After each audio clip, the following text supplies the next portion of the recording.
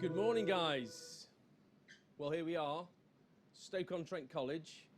I'm Chris from Feasted, and we're here to introduce to you today the exciting opportunity that's going to be put forward for you if you want to become an influencer, an amazing person in food. So, Feasted and Stoke-on-Trent College together are working in partnership to deliver this amazing new course called Feasted Gastronomy.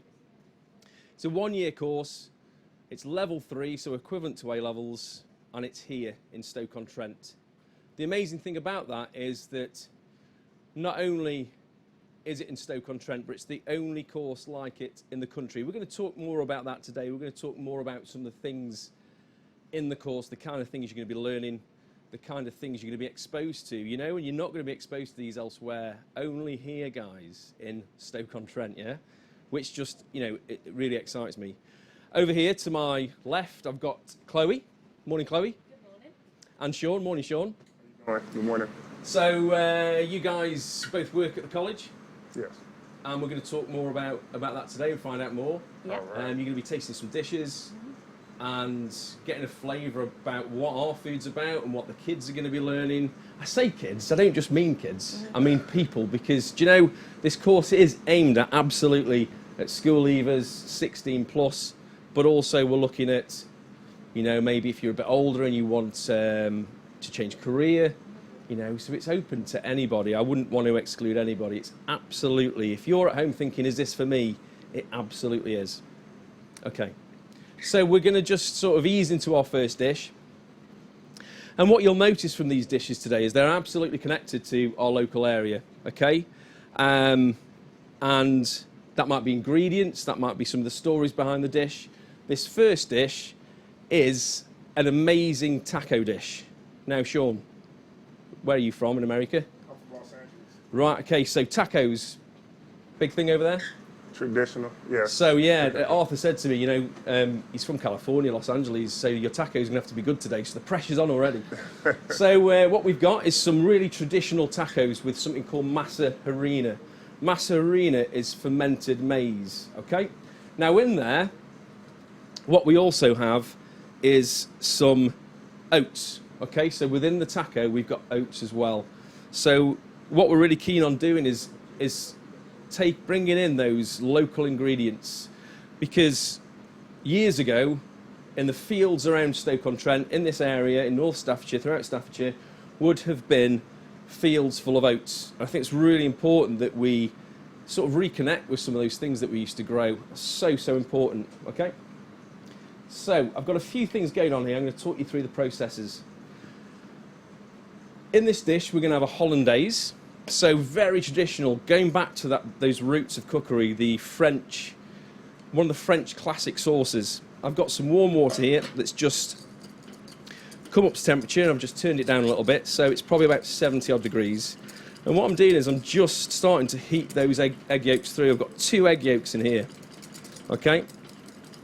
And I'm just starting to denature those proteins. So as I've already said, we've got a taco, a traditional taco with oats through it, and we've got some cured salmon, and the salmon is cured in salt and sugar, and that salt and sugar is in equal quantities. Okay, so if you're at home thinking, how do I cure safely, I'm worried about the bacteria, well, it's really simple. 50% salt, 50% sugar, that's the very base of it. Okay, so that's a really good starting point, and you can sort of change that from there. Okay. So I'm just warming these egg yolks up, just bringing them up to temperature. Also on this dish, I've got some lovely seasonal beetroot, some golden beetroot. You don't often see that about, but, you know, why don't we? We should have access to these things. They're absolutely amazing. Lovely seasonal beetroot. I've got some watercress for a little garnish. I've got some sauerkraut as well, made by the amazing Emma Cronin for Wild Pickle. More from her later. So, guys, tacos. Favourite filling, what would it be? I like fish tacos. Yes. Sean? Beef. Okay. Yes. So, steak? Yeah, that would be Okay. fine as well. Yeah, Mhm. good stuff. Okay, so how is that steak cooked? Medium well. Okay, good stuff. So that's the great thing about a taco, isn't it? It's just that sort of melting pot of different flavours. Don't know about you guys, but my kids at home, we have all these bowls on the table and we just mix it all up, and they just love that process of just getting in there. It's amazing. So those egg yolks have now sort of thickened, denatured. I'm going to talk a little bit more about denaturing of proteins. One of the fundamentals about cookery is understanding how proteins change, how sugars change, how starches change. So dextrinization relating to starches, caramelization relating to sugars, protein denaturation and the Maillard reaction are all absolutely fundamental to this course, okay? So I've got my egg yolks. So what I've got here is some clarified butter. Clarified butter, if you heat butter, you notice that it changes and splits into different things. On the bottom, you get the buttermilk. In the middle, you get the clarified butter, which is often what you find in a curry, if you like going out for a curry. And on the top, you get those little fat solids that just set, that you want to get rid of. So just bringing that together. I'm just going to take that away from the heat. What I've also got in there is a little bit of vinegar, a little bit of white wine vinegar. We've also got some vinegars that Emma's provided, which are just amazing. Things like elderflower vinegar and other flavoured vinegars that are just, the flavour's just absolutely incredible. So there we go, there's my hollandaise. I'm going to pop that over here. So this is a quick dish to start off with. Okay, so we're hopefully going to feed you pretty quickly. I'm just going to blowtorch the salmon, just to give it a bit of a smoky flavour. Okay. And again, talking about protein denaturation, we're seeing that change. It's going from that bright, vivid pink, and from the curing process, it's changed colour already. And in fact, if you were to touch that, it feels really firm now, because what the curing process has done through process of osmosis, it's removed a lot of that water. It's rebalanced the water from the outside to the inside, okay? And as a chef, the more you understand of this, the more you are in control. Understanding how your ingredients work is absolutely essential. You have to have an appreciation of science or a good understanding of science to really master that. That's so important. So I'm going in with a sharp knife. We're not having the skin on there. I'm just going to go at a good angle to start off with. Just take that a bit off. And then slicing those. So you could cure this also with beetroot, seasonal again. You could cure it with a whole range of different things. You could include horseradish, okay, lime, it'd be good. And I think a nice little mention there, actually, within the sauerkraut over here, we've got some lime and mint, so it's got a little mojito feel to it, which kind of ties in nice with these kind of flavours, yeah? So just doing little decuts of that. So I mentioned before about, you know, the classics, understanding how to make hollandaise and béarnaise and all those classic reduction sauces that are so important. You know, knowing and understanding that is, as I say, really important. We have to understand those things, but also it's about having an appreciation for where food is now, okay? Food's moved on, it's changed, it's changed not just once or twice in the last 20 years, it's actually changed like so many times, you know? We're interested in fermentation, we're interested in foraging, we're interested in where ingredients come from. That wasn't even the case sort of 20 years ago. So just a little toast up of those on there, really quickly. Now, as you can see, there's no one in shot here today, guys. We've got safe spaces, we've got lines on the floor to help us work safely because of social distancing. So if it looks like we're a bit standoffish, it's not that, it's just we're taking utter caution, okay? So with my tacos here now, just toasting them up, and a little bit of that char's really good. Okay, just onto the board, and now we're building the dish. Now this is relaxed, this is a really relaxed dish, yeah? It's nothing too fancy. The other ones get a bit fancy, to be fair, but but this one is literally just about, it's about those little bursts of flavour.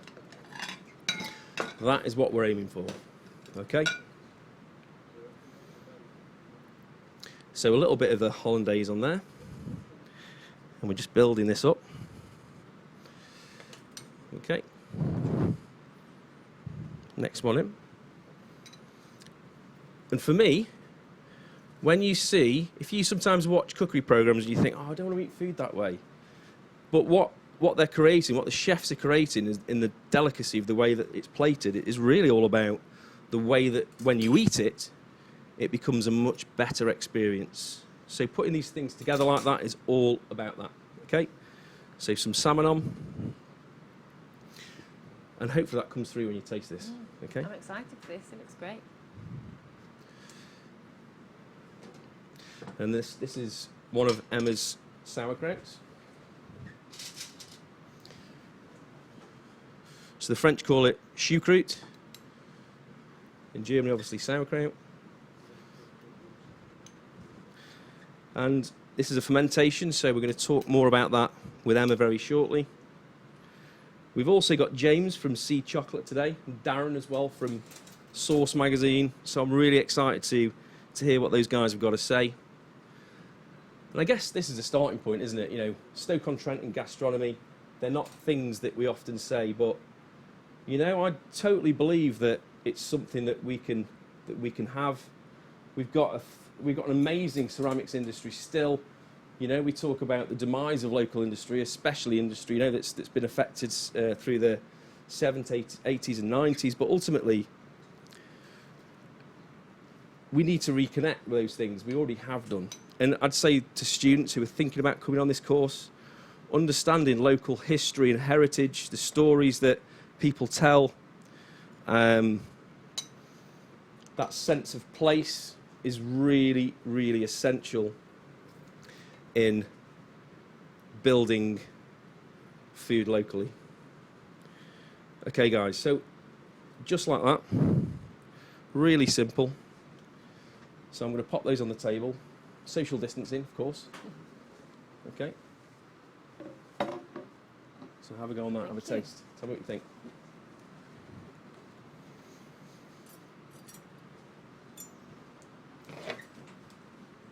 You're being brave. Eat it like a taco. I know, get it all down. I like we've got different techniques going on there. It's good to see. I'm doing it like this because I know what I'm like, and it would just all drop down me, and it just, you know, on camera, it's just not very good, is it?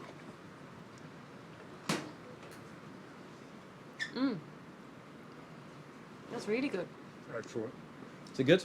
Excellent. Yeah, Amazing. So there's just different flavours layered, and I mean they're all big flavours. yeah. But it is about them sort of appearing at different times as you're eating. And I think, you know, my message to students would be understand flavour. You can teach the skills. And I suppose, guys, for you, maybe with sport as well, which is we'll talk a little bit more about soon. It is appreciating the bigger picture, isn't it? You know, we can teach people skills, can't we? Oh, yeah. But ultimately, we can't teach an understanding of flavour as such, because it's something we naturally have. So, as I just mentioned, you're both really involved in sport. So, Chloe, tell us a bit about that.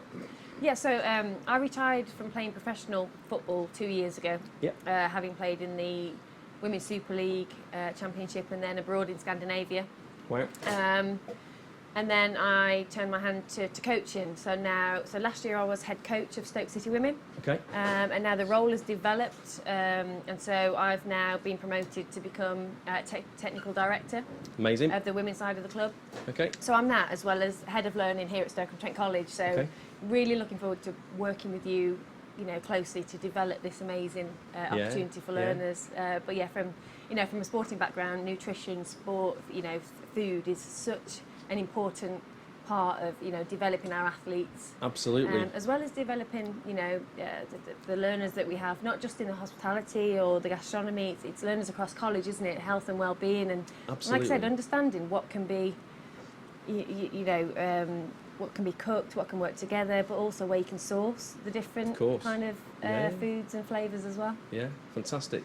Okay, thank you. All right. Sean, Yes, sir. so for you, obviously, Chloe's got the football tick there, so tell me a bit about your sporting background. My sporting background is as follows. Played 20 some odd years professional. Played for one of the greatest basketball organizations in the world, which would be the Harlem Globetrotters. Yeah. My goal in coming to Britain, I played 8 years professional in the BBL, Wow. and I just wanted to help and give back and share my knowledge of the basketball game to the British kids here. Amazing. Yeah. That's fantastic. Thanks, guys. I mean, I think the message there really is, you know, with our expertise, what we can give to young people, and I say young people, whatever age, you know. I think a major part of the success of Feasted Gastronomy is that mixture of students, you know, giving different experiences. So for you, Chloe, if you were to give one tip or suggest one thing that's really important from a learner to really build self-belief, what would you say? It's to have dreams and you know, work backwards from them, have high aspirations, and connect and work with the right people to help, you know, the opportunities develop. But you know, really try and believe in yourself, because you know, your life is what you make of it. So it's actually doing everything that you can to reach your aspirations and goals. Right. Fantastic, thank you. And Sean, so here at Stoke-on-Trent College, you know, give us an example of something you've experienced around that sort of a student achieving the goals. Well, the thing is, I try to let them know that stay focused and keep away from distractions. Yeah. Never let anyone tell you what you can or can't do. Just like Chloe said, So important. it's your dream. Live your dreams the way you want to, and don't let anybody throw you off. Amazing, thanks guys, thank you. Okay guys, so yeah, just to follow on from that really, you know, we talk a lot about self-esteem in education, we talk about the barriers around that. Do we often talk about the lack of geographical esteem? You know, as a young person, when you get up every day, do you think, do you know what, I can just go out and smash it today? Or do you think, can't do that around here? Just can't make it happen? But you absolutely can. You know, be empowered, grab the opportunity, and that's what this course is all about. Okay, so we're going to get Emma in. And yeah, so Emma, do you want to come in? I'm just rewinding, social distancing. So I've got a little box over here. So Emma.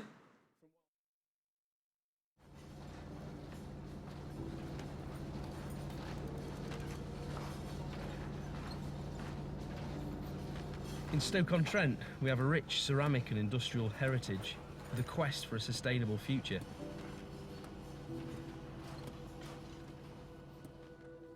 You can't journey through this city without being reminded of the past. Question is, what does our food look like? What is the future of our local gastronomy?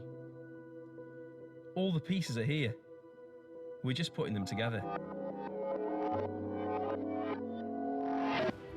So, join us, Feasted, Stoke-on-Trent College, right here. This September, we are serving up the greatest course for you guys in the future of gastronomy. Loads of ingredients in there. Science, geography, history, the future of the planet, and most importantly, the most incredible culinary skills. Hope to see you in September.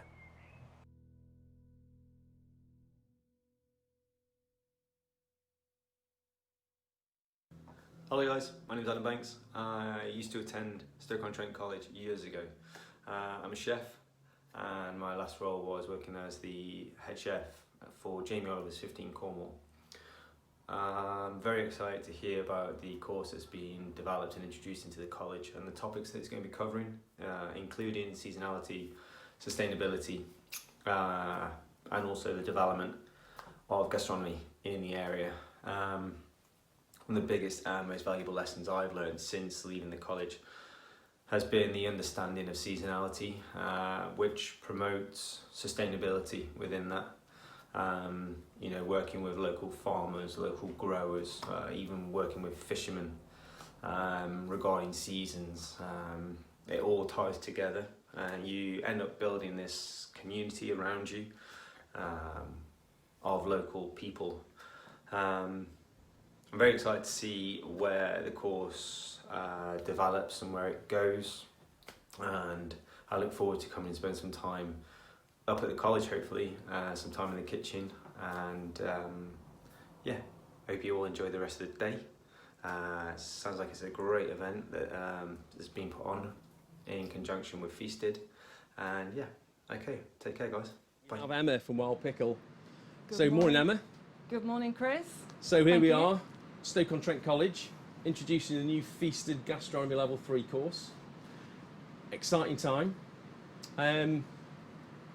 You do two things incredibly well. I'm sure you do lots of other things incredibly well as well, but fermentation and foraging. Yeah. Tell us a bit about that. Okay. If we just talk about fermenting first, that is working with microorganisms, the transformation of microorganisms on food stuff, and Amazing. making incredible flavours and Okay. probiotic food.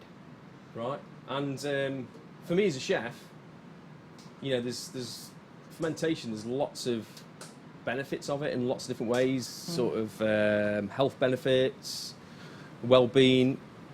The thing that really gets me with fermentation is where that flavour ends up. Oh yeah. And we've had a bit of a journey with this when we work together, yeah? And it's a great process. Tell me the challenge about that when you start off a fermentation. Okay. So we create our the ferment. We have, in this case, it's lacto fermentation. So we're using vegetables. There is sugar in the vegetables. There's whatever vegetables we're using.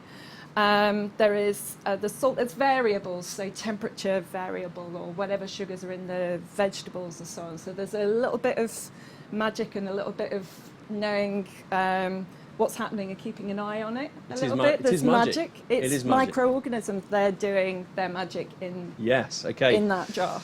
So let's get started. So the first one, Yeah. what are we going for first? We're going to do lacto fermented potatoes first. Okay. So I'll show you what we're going to do. I'm just going to mention something to Chloe and Sean. So lacto fermented potatoes. Yes. The big gain with this is what? The lacto fermentation process, basically the bacteria produces lactic acid, and that lactic acid eats the sugars. So it's eating sugars out of the potatoes and massively reducing it. And then the cooking process afterwards means that because there's a lot less sugars, it means that there's a chemical called acrylamide that doesn't get produced, or very little of it, which means better for you. That's a carcinogen. So overall, and not only that, it just creates ridiculous flavour. It's infusing and it's taking through the flavours into that food. So from that aspect, from a health point of view as well as taste. Yeah. Okay, let's go. It's spot on. Let's get this started. Okay. So yeah, Yes. crack on, yeah, sorry. So not only that, is we're using the potato peelings as well. So we're not wasting food. It comes out really cool, really good. So we're going to just simply put these into a jar here.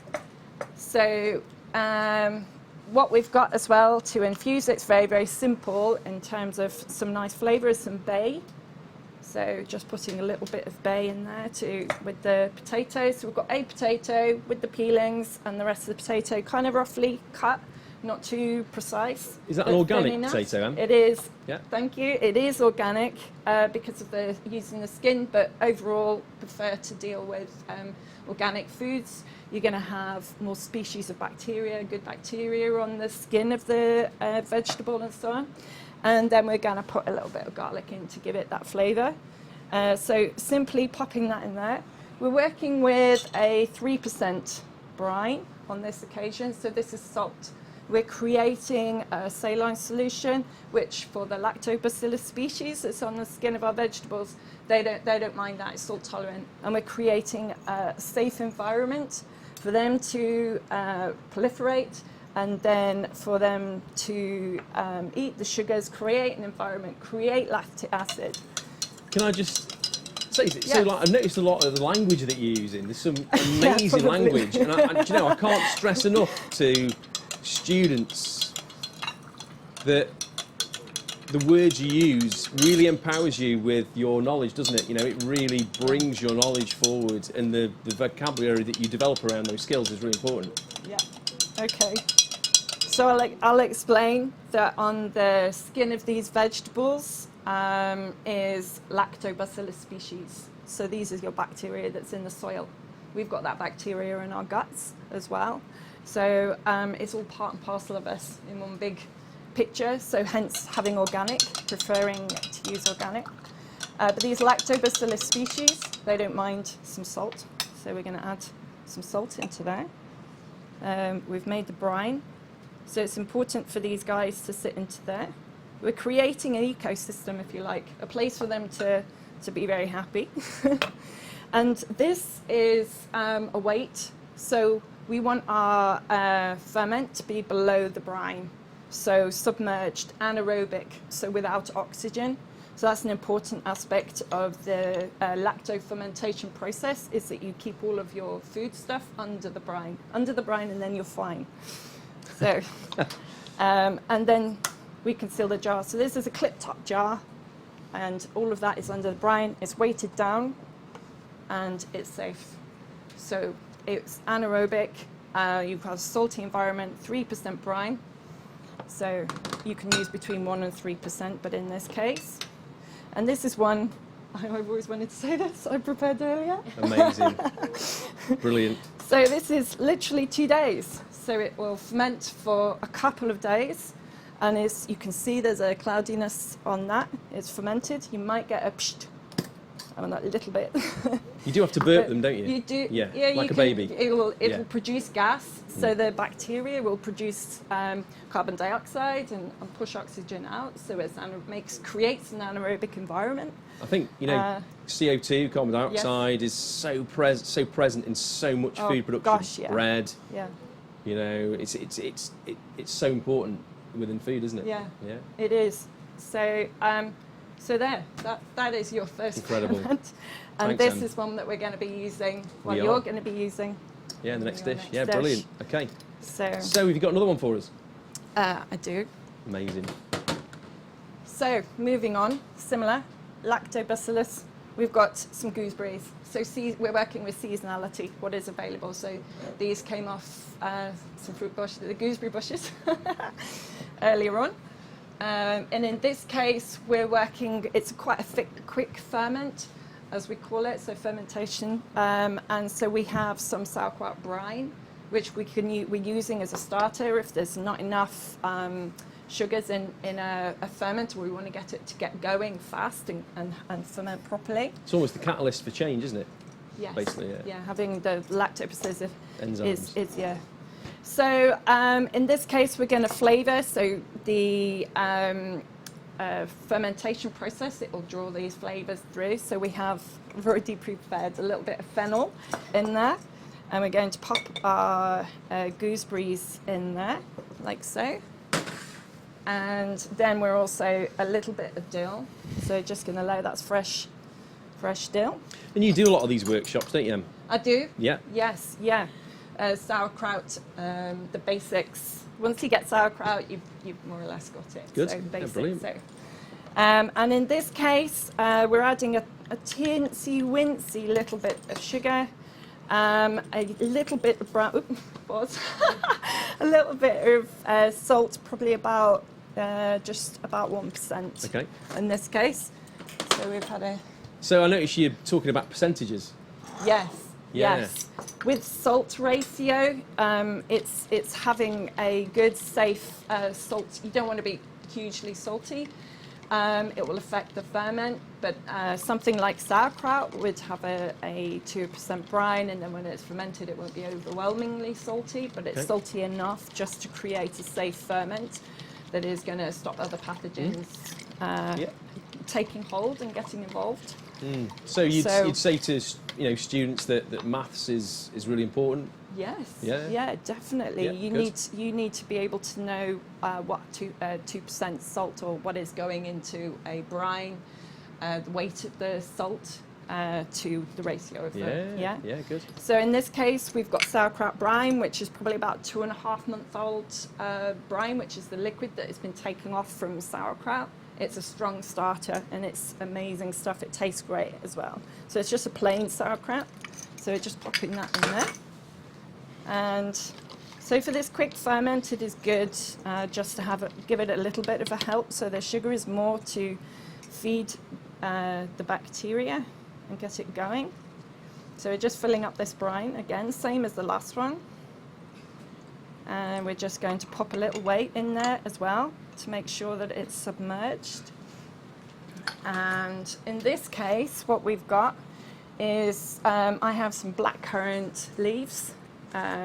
So just taken off. So Which we're just going to use growing that. now, aren't they? Blackcurrant leaves. Yes, Yeah. blackcurrant leaves. It's seasonal again. Freezing. And this just helps keep the crispness of the gooseberries. It has a little bit of tannin in, but also just that little bit of flavour as well. So there we go. I think that's good. And again, under the brine, then you're fine. And I love that. So I would say 2 days. And that's the thing with fermentation. You check every day where we're up to, and you'll see bubbles starting to rise, which is the bacteria doing its thing. And it's fermenting, it's bubbling, they're alive, and they're multiplying, eating the sugar and developing the lactic acid.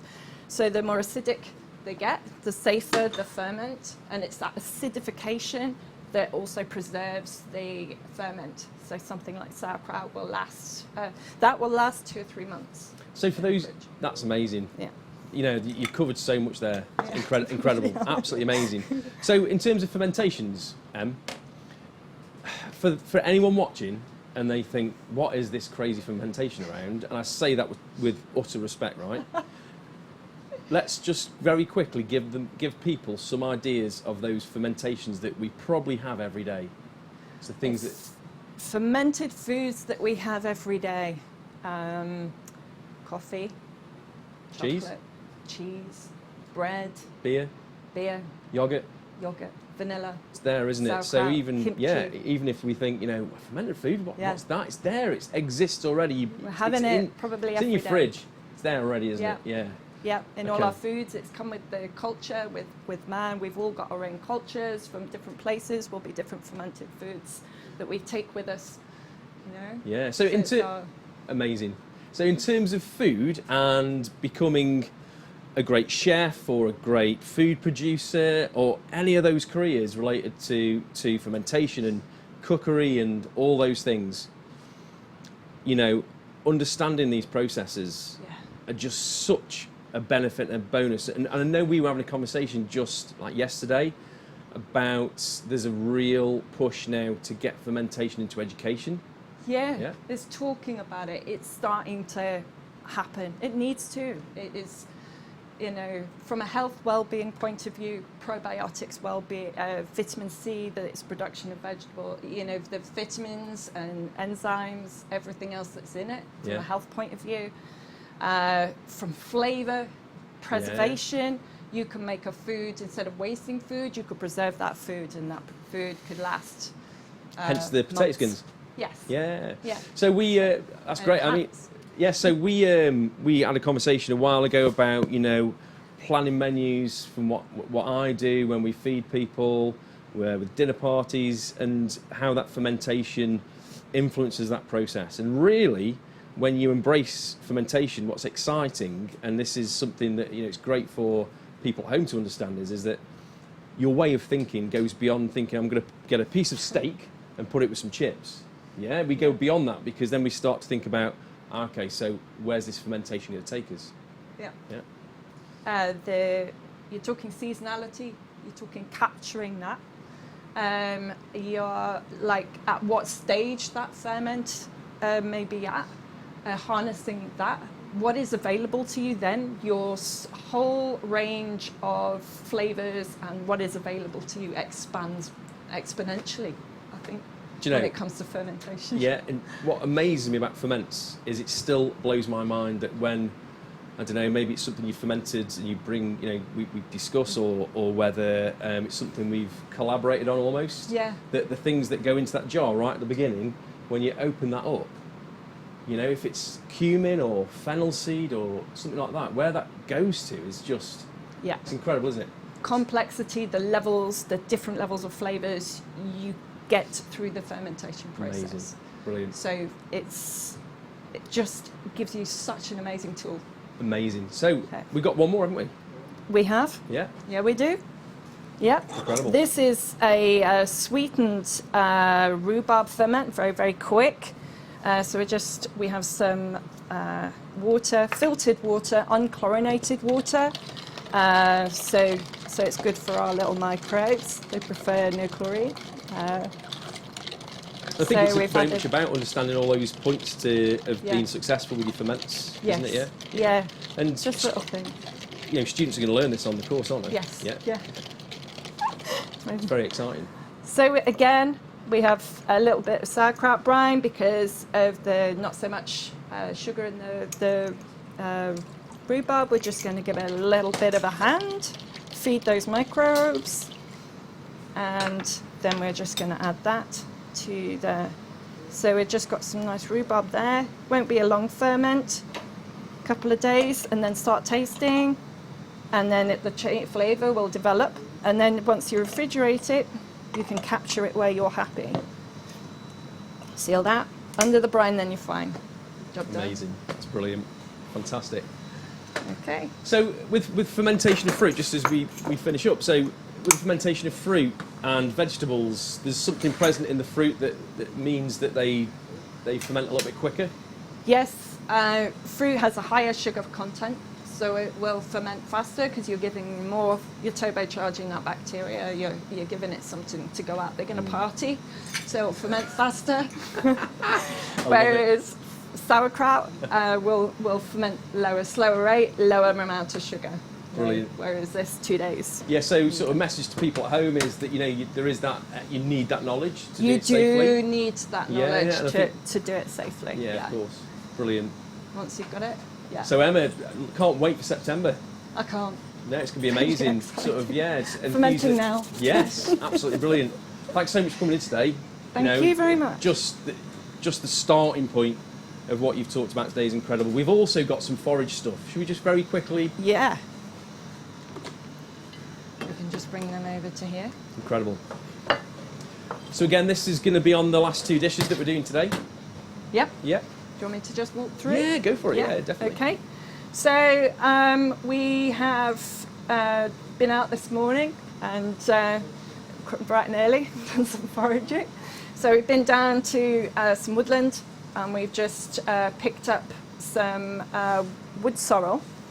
So oxalis, acetosella. So we've just got beautiful, delicate, appley, lemony. Do you want a little try flavour. of that, guys? So Yeah. you So can- if you just pop the plate on the table. So the wood Yeah, sorrel is the sure. one. If you take There one you each, go. because it's going to end up on the You can dishes as well. just, So if you just have try one have each. A try of it. The ones. Yeah, that's it. Yeah. So they're like little heart-shaped leaves, look like butterflies. They kind of fold in. So, but it has apple, lemony. It's the oxalic acid. You don't need very much of it. You would but it just gives It's really it that intense, sweet isn't it? It's really flavour. good. And what else have we got on that little plate? We have some yarrow, which gives an aromatic sort of kind of flavour to your dish. So a little bit of salad. And we have some dandelion leaves that were grown under pumpkins, not cultivated, but like young, so they're in the dark, so not as bitter. They can be quite bitter, dandelion leaves can be. So this is just nice and young. Some vetch, which is like pea, so Yeah. to give different flavours. And then we have some onion flowers that you They look you beautiful, just don't look So beautiful. so the So those are for your main. so the sorrel, there's quite a citrus element there. Yes. So we don't always have to rely upon the citrus, the citrus grove fruits such as lemons, oranges. We can take things from our local environment that grow here to include those flavours in the food. Yeah, there's a lot more out there that we can be using that's in our own terrain, if you like, that we can be using. So for flavour. sustainability Brilliant. is there, isn't it? Yeah. That's a big talking point. Using Fantastic. local ingredients. Amazing. Yeah. Brilliant. And the flavour again, so much. Yes. So okay. Yes. Amazing. Thanks, Em. And then lastly, we've got Japanese rose. So all roses are edible, and this is for your dessert. Yes, to it help is. Yeah. complement that. So there you go. That's incredible. Yeah, Okay. amazing. Thank you. What an introduction to fermentation here at Stoke-on-Trent College. Feasted level 3 gastronomy. What can I say, guys? I'm almost tempted to get the few people that are here just do a little round of applause. Absolutely brilliant. Thanks, Em. Incredible. So, we've got a little bit of a setup point now, so we're getting ready for the next dish. And I'm just going to go into a couple of questions. So I'm going to come back central. I've just realised this is my camera here. So I'm going to go into a couple of questions. We're going to get set up for the next dish, which is our pork belly dish. So, guys, very soon you're going to get a real good flavour of some of this forage food and the fermented goods. So questions. So thanks so much for getting in touch with your questions. If you've got any more questions, you can still send that over through the live feed. So first question, what's the difference between this course and something like Level 3 Professional Cookery? So hopefully that's already starting to come across. We're talking in depth about science. We're talking in depth about local understanding. We want to give people a really great understanding of local history. I guess the most profoundest difference is the 3 terms and how they are themed. So term 1, local history and local context. So we want to get our students to understand where we're coming from. What is our history? Ceramics, steel, coal. How do those stories affect people? What impact have they had on people's lives? The change and the loss of industry through the 70s, 80s and 90s, massively significant. How do we move on from that? To understand our future, we absolutely need to understand our past. Okay? So, local understanding, absolutely essential. Term 2, community, right? None of us are going to pretend that gastronomy in North Staffordshire is the most important thing.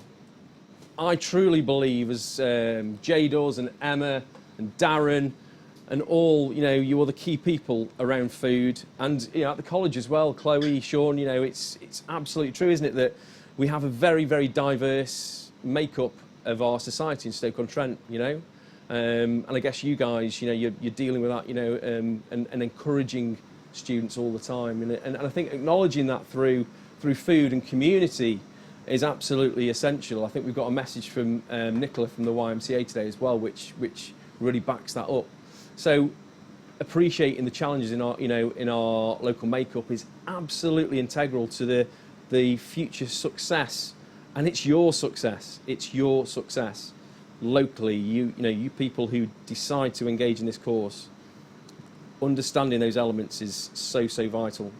And lastly, and maybe the element of unknown really, because we're talking about the future, is sustainability. This course, we've already got links with Keele University. There's research been included, and basically we want to develop processes as a result of this course that help to increase the sustainable approach to food produced locally. There's a professor that I saw at Keele University back in January, Professor Tim Lang.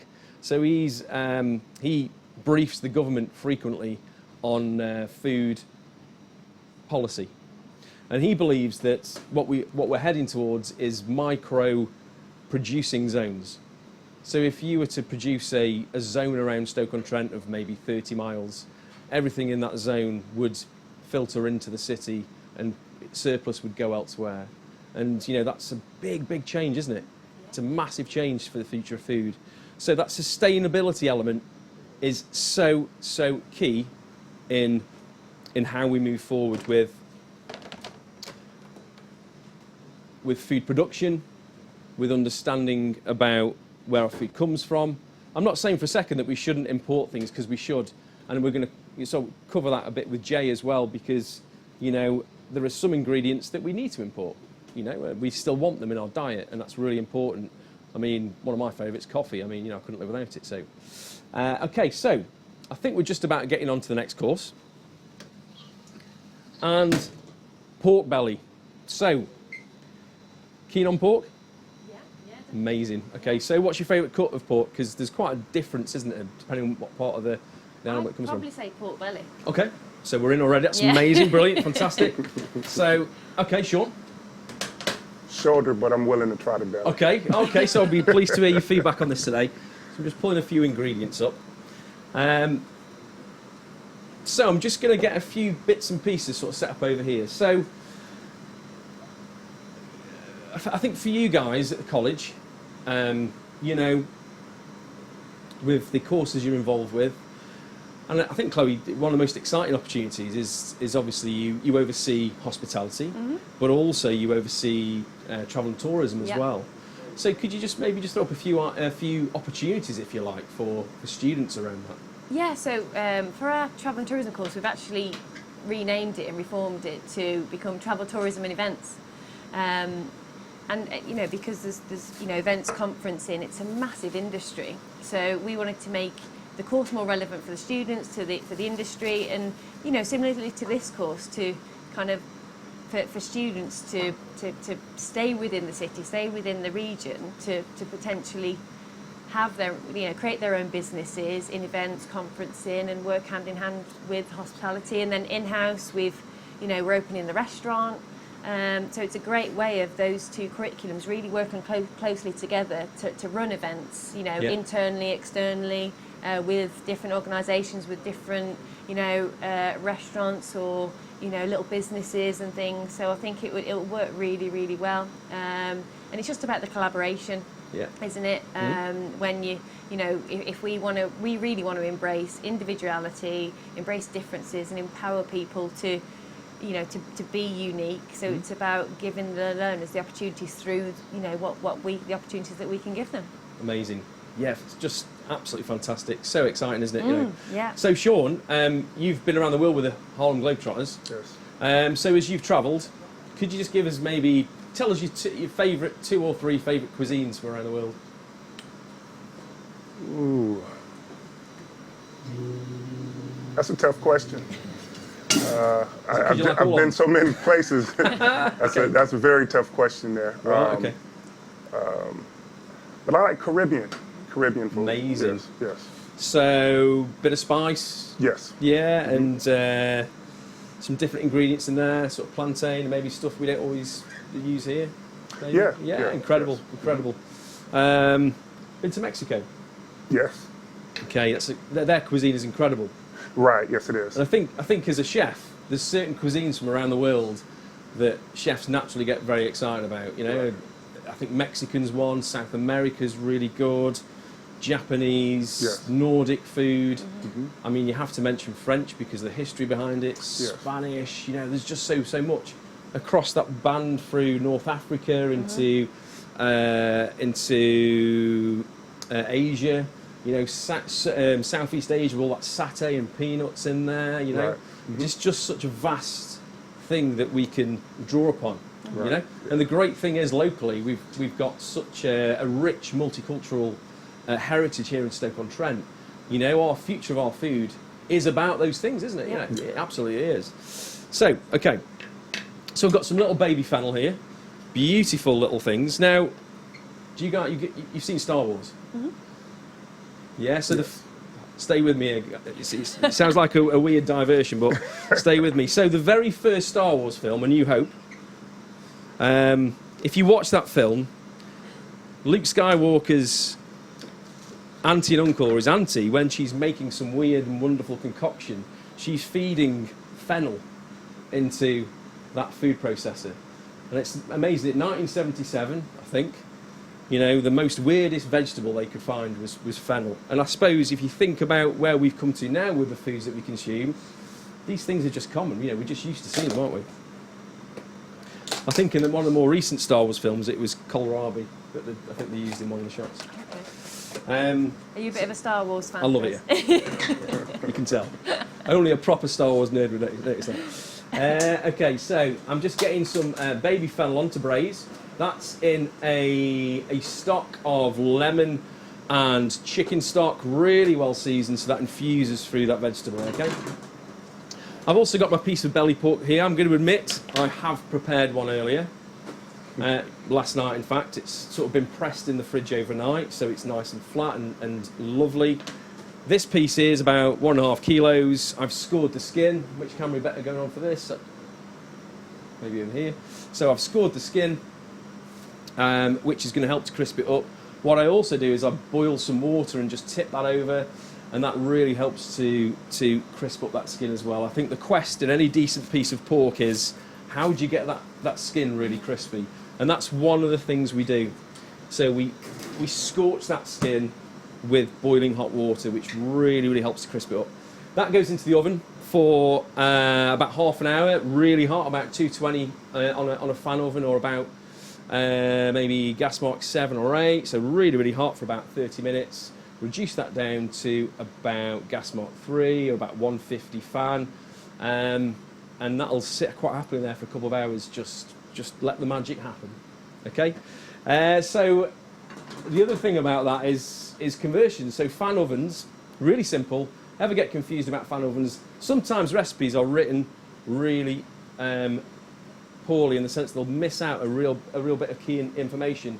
And one of those things is, well, if it says fan, what do I do to the temperature? So really, it's just plus 20 if it's from a non-fan temperature to a fan temperature, and then minus 20 if it's a fan oven. So really, really simple. So that's braising away. I'm just going to reduce that temperature a little bit. Okay, so we've got, now this, I get really excited about this point now.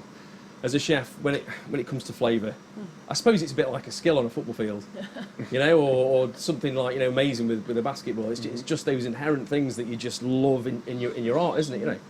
So here we've got some fresh gooseberries, banging season, sliced really thinly, sat in a little dashi stock. So dashi originating from Japan.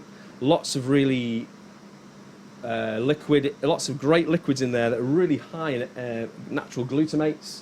We talk about MSG in food.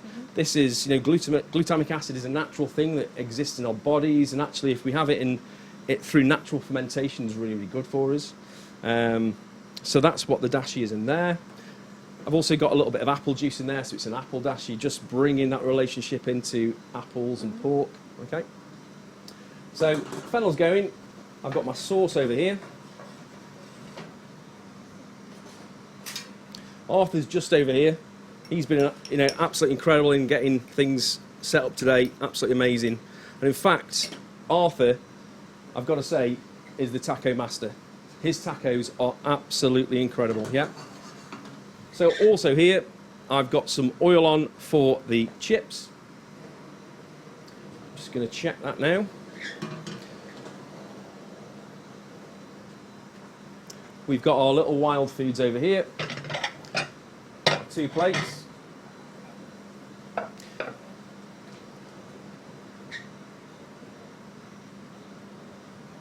just going to do a little test with the potatoes.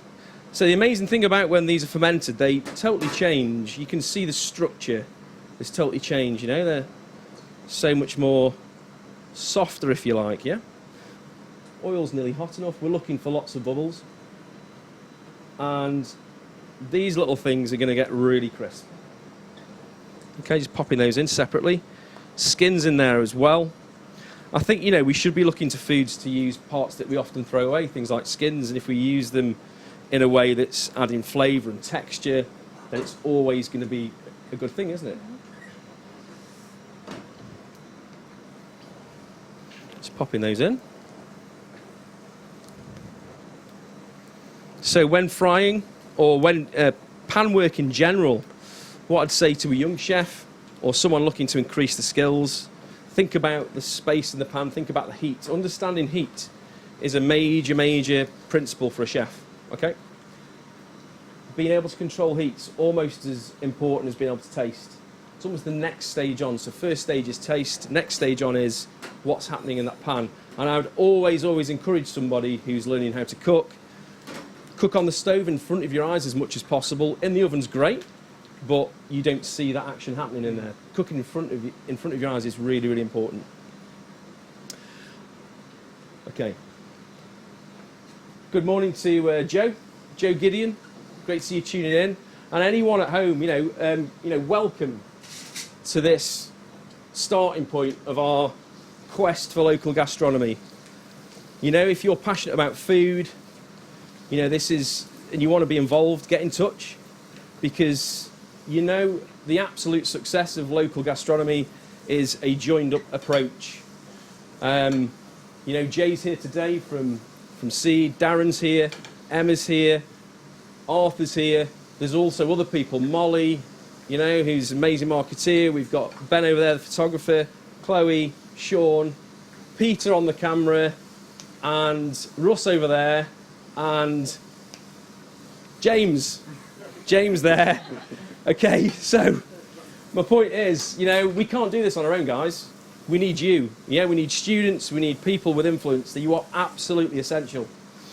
Okay, so just crisping up those potatoes. I'm going to pass those over to you just to drain. That's all right. Okay, so belly pork's in. That's nearly ready. Bringing all these elements together now, guys. Yeah, just going to finish off the sauce as soon as these potatoes come off. Amazing. And the fermented potatoes, there's something else. And what Emma was really talking about there, is the fact that by fermenting these potatoes, we're reducing the sugars, the carbohydrate. That is, sports people, that's significant, isn't it? Mm-hmm. To be able to change a food so significantly it's massive. What would you say there, guys, about consumption of carbohydrates and with sports people? What would your best advice be? I guess the most important thing is to choose the right foods to, one, give energy, pre, during and post competition or training, but also to aid recovery.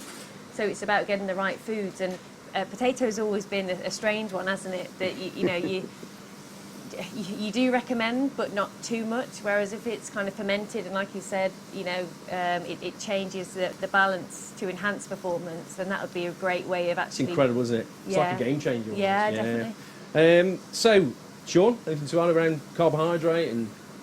No, just to add on, it's basically fuel. Mm-hmm. Yeah, it's basically fuel. So, what are your thoughts around the Eat Well plate, guys? Because I know that'll be an integral part of your teaching around sport. What are your thoughts around that? It's the basics. I don't think it's really related to sports performance. I think that's just general health and well-being and the guidance. But I think it depends on first of all, is the sport that you play. So that has a massive balance. So is it an explosive sport that has a short duration? Is it a 90-minute game? Is it 4 quarters playing basketball? So it's slight tweaks to actually relate to that specific sport. Right. Okay. Yeah. The thing with the Eat Well plate, like you absolutely said, it's a starting point of understanding nutrition, isn't it, and balance. right. I think the area that I always look at is it doesn't help people with different needs, and I think there's a great opportunity there to understand that on a greater level. And for me, with something like Feasted Gastronomy, having those links to you guys and your links with sport and understanding nutrition is absolutely essential. And it comes back to that thing about opportunity and crossover. Really exciting stuff. Yeah. So I'm just going in with a little thickening agent here. This is a little bit of corn flour. What we've got in here is pork stock.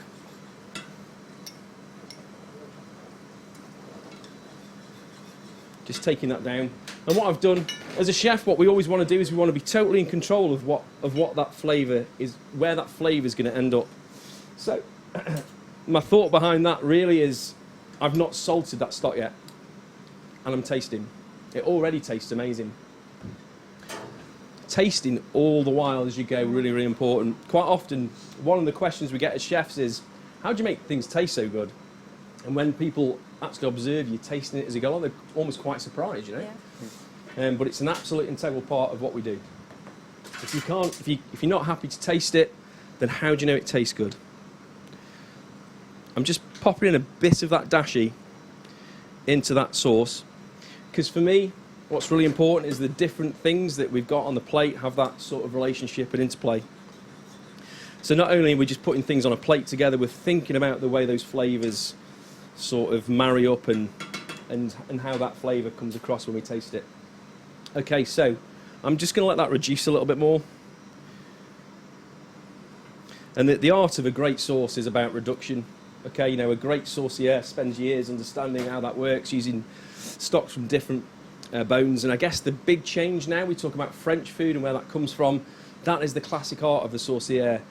Where we're at now is that we're using misos and dashis and things like that come from Japan and from that part of the world. And we have to, as chefs, we have to embrace those flavour opportunities.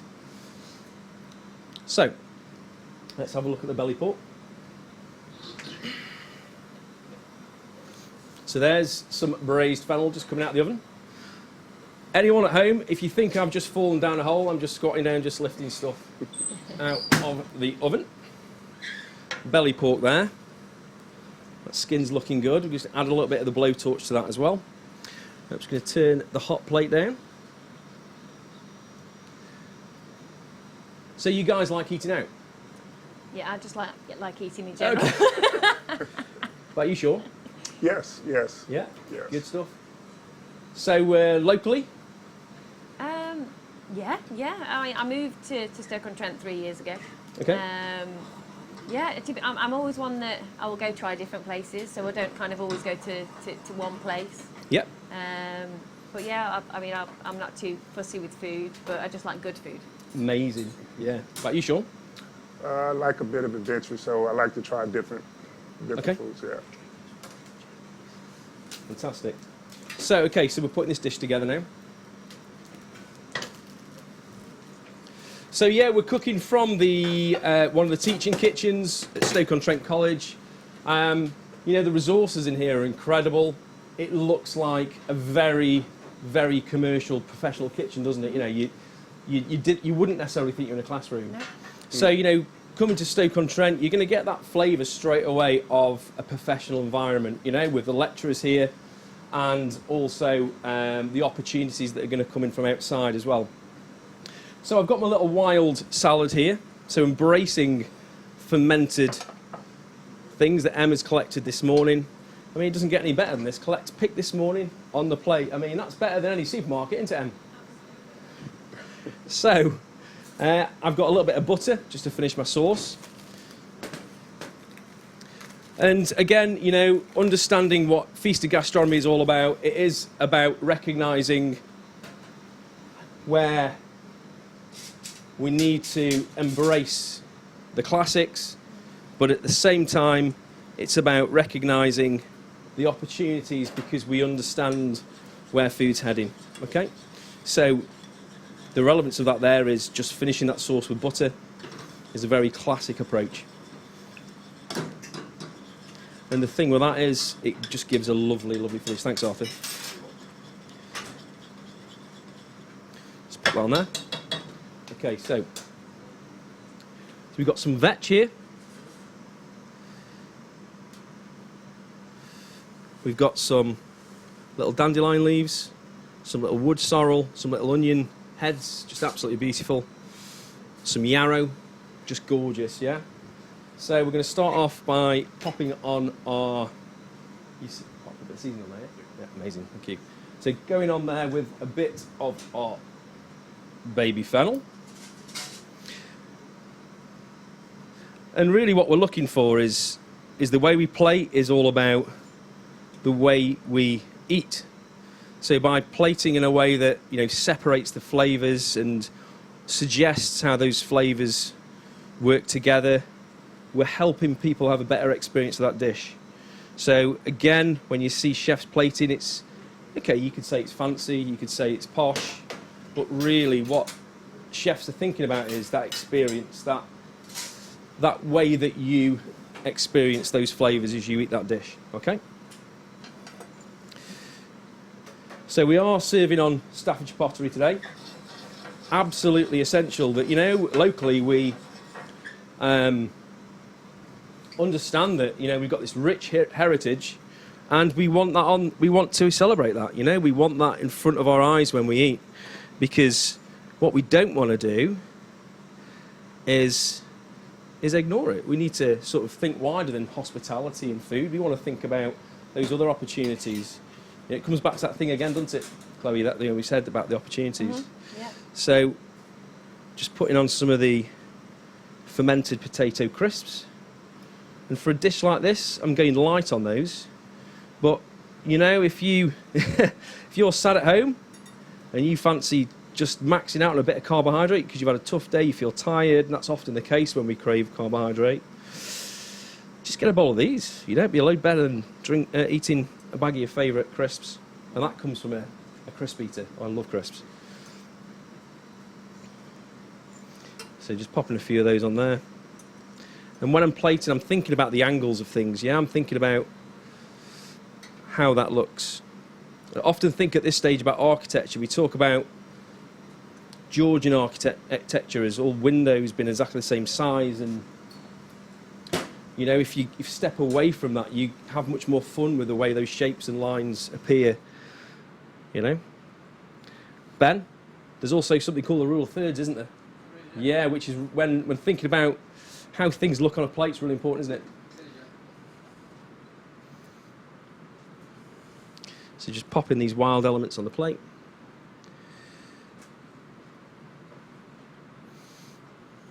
I think as young chefs, maybe we reach for red and green really easily. We find the cucumber, the tomato for a garnish. But we can have so much more fun with colour palettes. Yeah, and how that looks. If we understand the opportunities around us. And you mean these were picked locally this morning? Just grab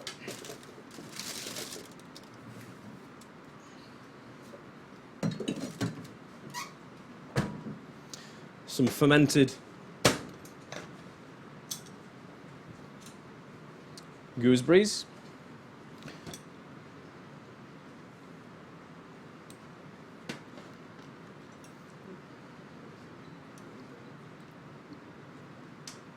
Okay. So these little ferments in here.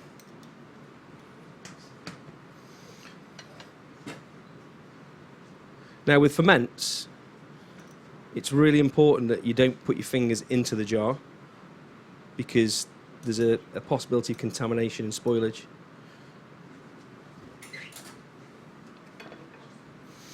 So slicing those up.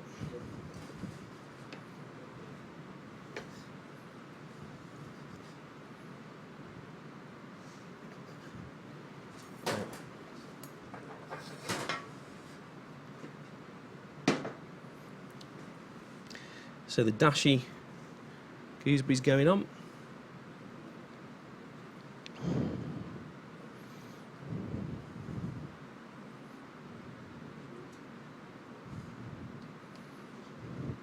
So obviously this is very different to the first dish in the sense that this is a lot more chefy, a lot more skill involved. And, in the different elements of the course through the terms, I think what's really important that you understand is that not only do you get to cook for community, and it's about the different applications of food. Cooking for a wedding is very, very different to cooking in a restaurant for 40 people a night, and understanding those things are so important. And I think along those lines as well, as a chef or as a student on this course, and any course that's within the hospitality area at Stoke-on-Trent College, it is absolutely about appreciating some of those other opportunities. We want to help to create and educate amazing chefs, but at the same time, what we want to do is help people sort of think in other ways as well. So, can you be a food writer? Can you be, have a massive influence in sustainability in food? We've already mentioned that. Can you be a grower, could you be one of those people that take that bold step into thinking, do you know what? I can help to develop our micro growth, you know? So just going on there with the belly pork now.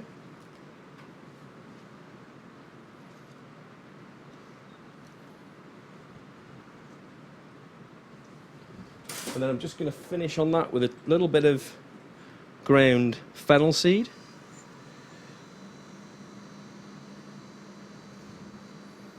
Okay, so you've got the baby fennel on there and the fennel seed on there as well. You ready, guys? Yeah. Definitely. Yeah. There you go. All right, thank you. Ah, that's incredible. You're doing knife and fork. Yeah, because yeah. Right, let's give this a go.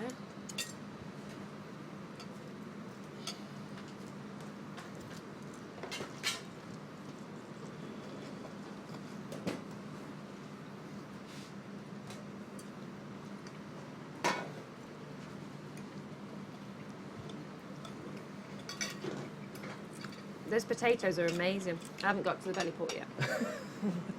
And I think, you know, it's a dish, those elements should taste amazing on their own, but then together should be that harmony. You know, that's what we're after as chefs, that's what we're after. Good flavor. Yeah, amazing. Sauce got lots of flavour as well. Yeah. Yeah, incredible. I really like gooseberries anyway, so whenever we go to the local farm, I'm probably the only person in my family that goes to pick the big gooseberries Right. straight away.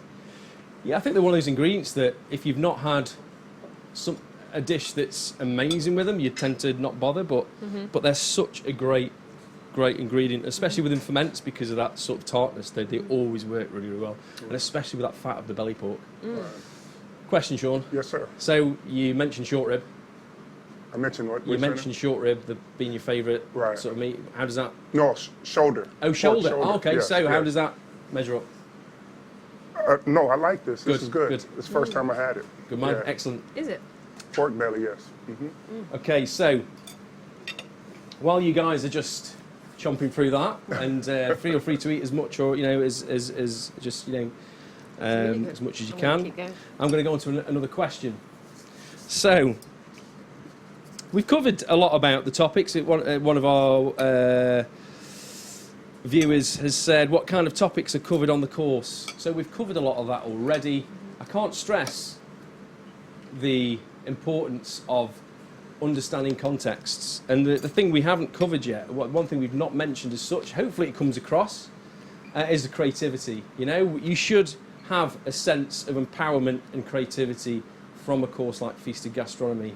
There's an acknowledgement within hospitality that current course provisions don't really educate in the current and modern world of food, and I think this is a massive, massive change in what we're doing. You could almost say a shift away from national curriculum. 1988, the national curriculum was born. There was an absolute need for it. I was educated in school through that time. You know, I can acknowledge now as an adult, as a parent, that education's moved a long way over the last few decades, undoubtedly. But I think it needs to change again. I think what we should be pushing towards is a localised curriculum. Within the big cities, maybe the flight path is visible for you young people, for you people wanting to change careers. You can see those things mapped out. So really, the point I want to get across is that in towns and cities like Stoke-on-Trent, maybe we should embrace what we have and take our opportunities. Okay. So, next.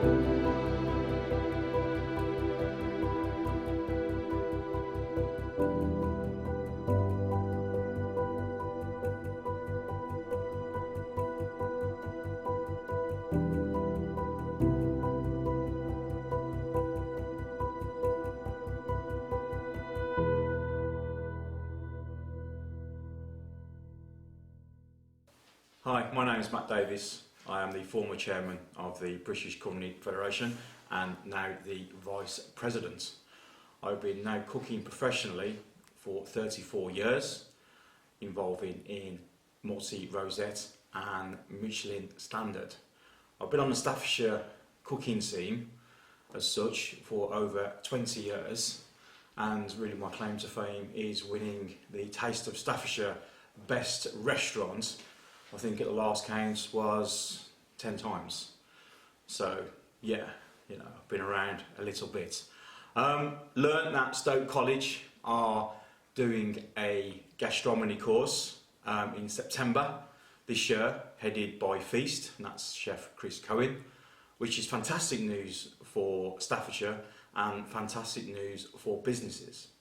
As we all know, we are going through an absolute awful time at the moment, so young blood is crucial to the industry moving forward as we know it. So, part of the British Culinary Federation, I fully endorse this wonderful level 3 gastronomy course at Stoke, and I wish it all the best in the future. Thank you. Right, guys, welcome back. So I've slid out of the way. Yep. Darren. Slid in? Yeah, you slid from Staffordshire Sauce. How you doing? I'm very good, thank you, yeah. Brilliant. Okay, so we sort of like just finished up there talking about creativity. Yes. And I want to explore that a little bit more. Yeah. So I think creativity in Staffordshire is abundant. I think that's really good. Through the magazine, we've had the chance to interview a lot of people, and a lot of the food sort of connections that we've got now. They've come from different backgrounds. You know, they might have been in the creative industry, but they certainly haven't been food backgrounds. So they've tried something new, and you know, the great success stories across the county where somebody's just gone out of adversity. Sometimes just gone, oh, you know what? We're just going to do a change. We're going to try this and see if it works. Yeah. And it's flown, and it's become, you know, massive. Or, you know, you've got the guys at Misco Chocolates, for example, in Leek, made redundant. What do we do? Right. Well, let's start making some chocolate. Yeah. How bizarre, you know. Amazing.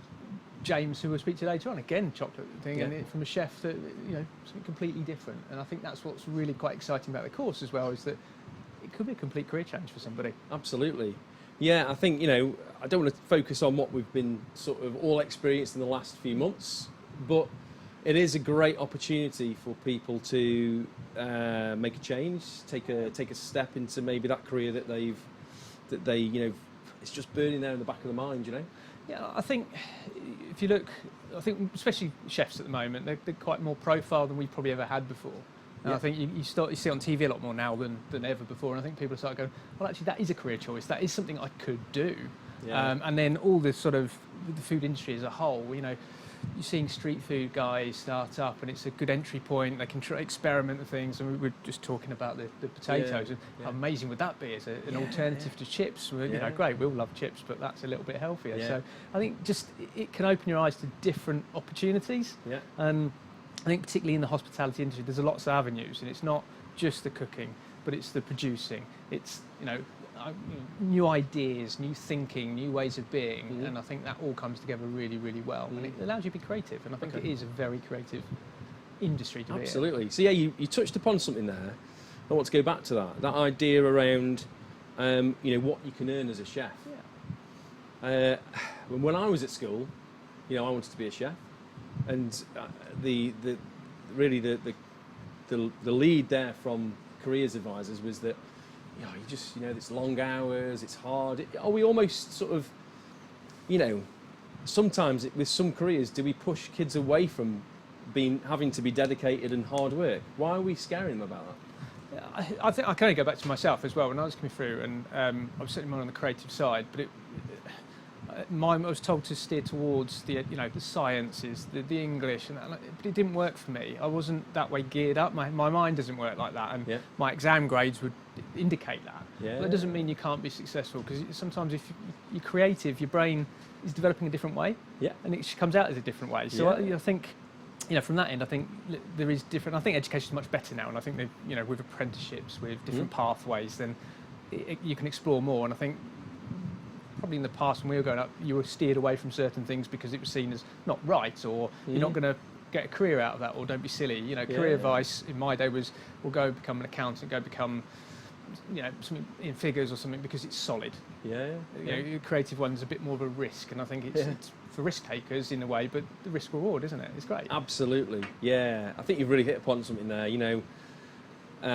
It's about taking the right kind of risks, isn't it? And that's where understanding that entrepreneurial sort of spirit is. And passion. Yeah. And I think that's the key thing. I think, and we've seen everybody today as well has got a real passion for what they do. And I think welfare's become a big thing. I mean, in following what you want to do, and I expect the guys here, you followed what you want to do from the outset. And I think we've been very fortunate in that's allowed us to do something. But I think you were saying that with your students as well, saying that be that, stick to your goals, you own that, that's your journey. It's not for somebody else to say you can't or you can or anything else, it's you to do that. And I think if that passion comes across in whatever thing, and if you pursue that, my take is that the money will come.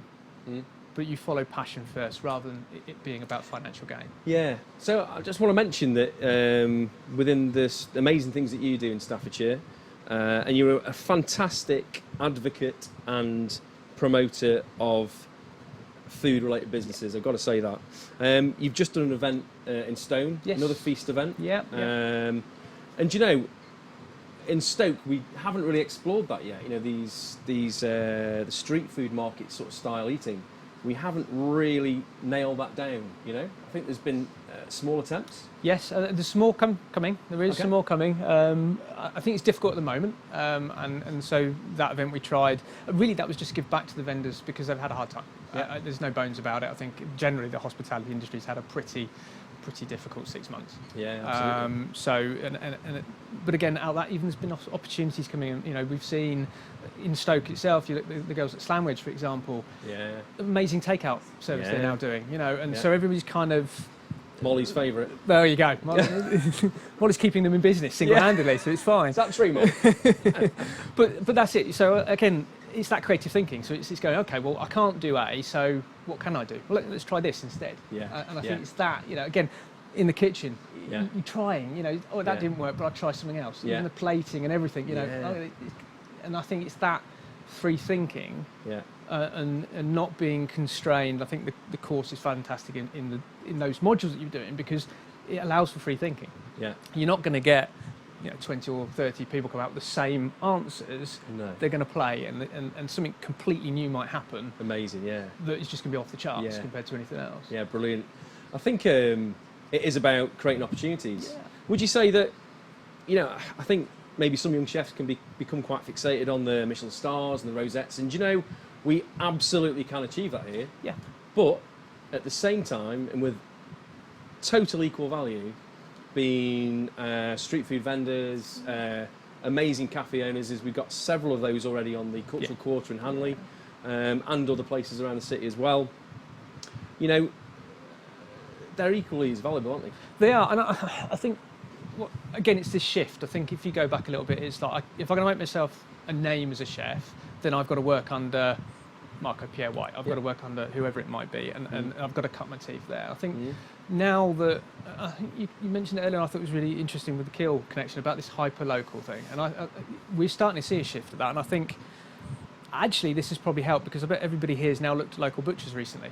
Yeah. Because the supermarkets are too busy and I don't want to go in that environment, so I'll go see local. And I think that's going to stay a little bit. I think, we used to be that way. We used to be the local butcher that, you go to the milkman, delivered the milk and everything else, and we kind of lost the way a little bit and it got really commercialised. Yeah. Now I think it is coming back. Yeah. And I think that's why it's exciting because if you develop this, and I've got people that I know very well that started in street food, they've got a restaurant on the back of a street food van because the reputation, the brand's been built up and the food's good, really good. Yeah. And so it's been an easy transition rather than say, again, how do I start off? So, and it's a low cost entry. Yeah. So if anybody comes off a course like this and says, well, actually, I want to give it a go. Yeah. Well, that's a really good barrier to try it. Let's try it. Let's see if it works. So I'm going to mention a guy local, got a restaurant in Stone. I know a little bit about him. He's not present at the show at all today, but I'm going to give it a mention because it's really pertinent to what you've just said. Jake from Little Seed. Little Seeds, yeah. So Jake from Little Seed, I believe, left college. He was obviously got some really valuable experience at a really good level, and then decided to set himself up very independently. He got some funding Yeah, Virgin Startup Fund Yeah. it was. Yeah. Yeah. I mean, it's a great story, those two, because it's Jake and Sophie's other half. And again, talking about chef and other parts of hospitality, is Sophie's very much front of house. Yeah. So it's a perfect combination. And Yeah, she's yeah. brilliant at the front of house, and he's brilliant at the back of house. Yeah. But again, that's what I mean. These little stories they've just gone for it, Yeah. and they've just taken a gamble on it. They've been there, I think, 4 years now. Yeah. And the food is getting to where Jake wants it to be, and he's always had that where he wanted it to be, but he's understood that I've got to build up the audience first. Yeah. I've got to get the people interested in the food so that I can then take them on a journey Absolutely. to where I want them to be. Amazing, And you know, I think they are getting really close Yeah. to that now. So the nice thing about mentioning Jake, obviously, you know, amazing success. It's great to see him back open again. Yeah. Absolutely fantastic. What I'd also say, the really interesting thing around that is, you know, students could leave this course or a hospitality course at Stoke-on-Trent College, and you know, there are things there, such as funding like that can absolutely empower them as a very young person potentially. Absolutely. I think there's two things. I think you've got the funding that can go straight in, but also we you know, there is a need for good skilled young chefs in the restaurants that we have in the area right now. Yeah. There is a need for that. We've seen it, you know, over the years that we said about people then transferring down to London or to Birmingham, and eventually coming back as probably more as a family life. They'll come back with a family. Yeah. But there is a gap and there is a need for it, so that, you know, you prove yourself. There is jobs there now. So I Absolutely. think as a career, Yeah. it's something you can really go for. Do you know what? I'm going to mention Simon Halston there. Yep. So local lad, Yep. loves his oatcakes. Loves his trainers as well. He's a big trainer man. Okay, likes his treads. Okay, so Simon, he includes Stoke-on-Trent centric and Staffordshire centric stuff in his menus, right down there in Dorset. Yeah. You know, oatcakes are there, lobby. He plays around with those elements, you know, and he's doing that down in Dorset because he's so passionate about it. Amazing. And he knows where he's come from. And he's really and he wants to bring that through in what he does. But that's Yeah. where he's cut his teeth. So I get that, and it's Yeah. brilliant. And obviously Niall as well. He's Absolutely. another one. So yeah. I mean, these think we guys, should- you know, especially Simon today has passed a message of support, which I think is amazing. I think, you know, that chefs on that national level are recognising that a course like this can be impactful and purposeful in Stoke-on-Trent is huge. Absolutely, Huge. absolutely. And I think, you know, I really do believe it'll put it on the map a lot more. And I think the opportunities within Staffordshire and Stoke, you know, are huge. For Incredible. anybody coming through it. Brilliant. Cheers, Darren. No Great problems to have at you here, all. mate. Honestly, you know, you're a massive advocate of people doing amazing things in food. And, you know, I think when we talk about that bigger picture of, you know, achieving our goals, you know, it is about all those people doing those incredible things. It's coming together. We're going the same direction. We just want the same thing for that. And everybody here today has got the same goal. So Absolutely. yeah, absolutely. Thanks, mate. No Brilliant. problem. Cheers, Darren. Thank Cheers. you.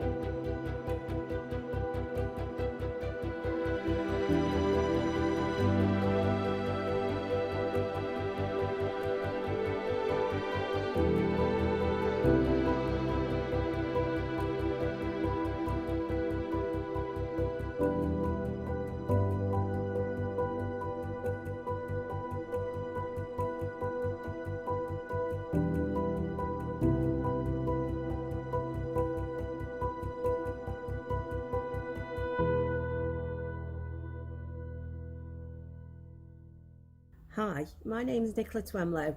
I'm the Community Manager at YMCA North Staffordshire and also the Chair of the Cultural Education Partnership in Stoke-on-Trent and North Staffs. I'm really pleased to hear that the gastronomy course is going to be taking place at Stoke College. I think food is at the heart of community, and I think the skills that children and young people can learn through cooking, from teamwork to the heritage of their city to community to coming together and sustainability, is absolutely fabulous. So very pleased to hear that this is happening. Thank you. Welcome back, guys. So we have James Walters here from Seed Chocolate. Hello. Hey, James. Chris. I'm good. Now, Hi, we Chloe. go back a little way, don't we? We do. Nearly 20 years. Yeah. So It's a long time. I know we don't look it. we but- feel it. We feel it. Yeah. Yeah. You know. We feel at ease in each other's company. Yes, absolutely. Okay. So, Seed Chocolate. Yeah, I'm James from Seed Chocolate, chocolate maker, and I'm a part of this fantastic gastronomy course to basically educate about sustainability, the ethical side of chocolate. We need to push on about where chocolate comes from. We all know what chocolate looks like, but we need to understand how it's made, the supply chain as well, and about the quality of cocoa in general, and not just eating substandard chocolate that's laced with sugar, additives, poor milk powders, etc. So I'm here we're roasting some beans today, and this is the most important part, in my opinion, after sourcing the cocoa. Yeah, what we want to do is roast the acetic acid. It smells very, very vinegary when it arrives from Peru to my kitchen in Longton. And then we want to roast the So profiles, amazing. basically. Brilliant. So you just mentioned about acetic acid there. and Yes, vinegar. yes. So acetic acid is the name for essentially the Yeah. acidity in vinegar. That's it. Yeah. The acidity. The acid. It's very similar Okay. to vinegar. So when you get a big pong, I mean, here's the beans here. Yeah. I don't know if you can see. When you smell these, just like sticking your head in a box of vinegar, basically, and you don't want to take too much of a whiff. But Okay. we need to drive that away, and then Peruvian cocoa is particularly, the flavour profile is very citrusy, almost tropical sometimes, or mango, that kind of Okay. sourness. So we want to drive as much sour away and keep the cocoa inside. Absolutely. So interesting point there about different flavour profiles. Yeah. And I know some of the conversations, just like I was saying earlier, around Emma and the fermentations, and yourself, when we talk about flavour and foods and pairings, Yeah. it's about being able to pick out those flavours to It create is. dishes, isn't it, as a chef? Yeah, 100%. It's about understanding the ingredients, whether you're chefing and using it, like earlier with your foraged ingredients, it's how to treat that ingredient. You know, you haven't got to do a lot to it, just understand it and be simple with it, and the flavours will sort of shine through, as we know. Yeah, absolutely. So, Yeah. Okay. So basically, tell us yeah. more about the beans. So basically, yeah, we directly source the cacao, and this is what we want to sort of educate you guys on the course, where it comes from, what the farmers that we know do with it. Fantastic job. Even before it comes to me, it's fermented and dried, and that's so important because of the enzymes and bacteria. We wouldn't have the flavour of chocolate without that, and then we roast it to make it even more chocolatey. We've got some here going on. And this is basically, this is like a mini roast that we use. Going around in there, doing its thing. It's popping now already because we've had it on for, I don't know, about 13 minutes. And that's, you can smell it now if you go here. Vinegar's coming away, that acetic acid. Now there's usually about a 10 to 12 minute cycle there. And that's a drying process. I'm not going to go into too much chemistry, but this is chemistry of chocolate, essentially. Yeah. Once we hit past that, and that acetic acid leaves, then we're left with the development stage. Okay. And this is where we're eking out all those floral, fruity notes, that kind of Amazing. thing. So, whilst if you over roast it, which you'll find in, poor chocolate. Do they almost add all that sugar to hide some of the Exactly, the bitterness. lack of quality? Yeah. Because what we do is, before I roast as well, I'll touch on that. The beans here are sorted, so they come to me in big jute sacks, but I still have to sort it, and that's a monotonous job in itself. So I'm picking out bits of, beans that are stuck together, Yeah. things Well, that visually, shriveled you're up. doing that on the sofa, Jay, like while watching TV, sort of. I could do, but I think health officer wouldn't be very happy with that. But yeah, so we need to get rid of that, even little stones and things, because it comes from a farm essentially. Once we've sorted it, we call it cleaning into the roaster, and Okay. it's going to cool down in a minute. But then it turns into I always describe it as a balsamic sort of chocolate brownie smell, Wow. and that's when you know it's hitting the Yeah. right spots. And I think, I'd love to be able to share some of the smells that have been Oh. generated in here today, and the chocolate especially is when you get your nose near those, it is incredible, isn't it? It is. Yeah, it really is. I mean, we got a whiff of the dish before Yeah. in the hallway, and my God, it was sensational. Yeah, it was incredible. Salivating. Yeah. So, So okay, so tell us a bit about chocolate and what it is to be the kind of chocolate producer that you are, because you're not fair trade, are you? no, we're direct trade. Fair trade, we will hit on this in the course. It's not always made up to be. It was great in the 80s and 90s, and it's for a living wage, but direct trade, which is what we are, like Seed Chocolate, it ensures that we pay a premium for the quality of cocoa that the farmer has. Lewis Mancini is my farmer, along with his boys, and we know them directly. I know him face to face. He's a friend of mine, and that's what we really strive. You know, the supply chain, as I mentioned earlier, it's about the supply chain. It's sustainable. We're zero waste company. You touched on, you know, peelings of food and Absolutely. you know, flavour. You can use pretty much everything within the Yeah. food group. So yeah, we're bean to bar. Bean to bar means we make chocolate from the bean. So roast it, stone grind it. We take the husk off next after this process, and we stone grind it. Not many of us age, but we age chocolate. That's quite an important part for the quality of cocoa that we have. You wouldn't do it with substandard cocoa because there's no need. And we go through the whole process, so every process of chocolate making. We all know what a bar looks like, but we don't realise that it was brought over by the Spanish as a not a hot chocolate drink, but a cocoa beverage. Yeah. Back to the Aztecs, the Mayans, even. Yeah, they were trying to make a beer. So that's how we have chocolate today, essentially. So, yeah. Okay, so talking about education and how some of the things you've mentioned filter into education. You know, from my time in teaching, I know that fair trade's still a massive thing in there. Yeah. The Mayans and the Aztecs, that is in the primary curriculum as well.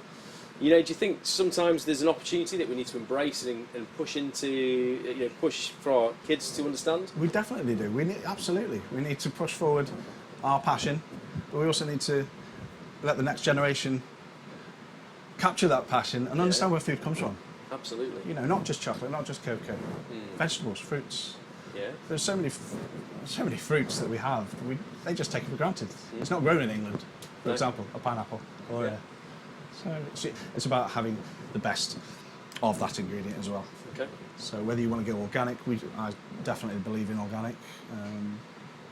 Yeah, that's what we want to bring across to you guys on this course. And I think also some of the chocolates that you produce, you brought a couple with you today. You know, that one of those I'm going to use in the next dish. Yes.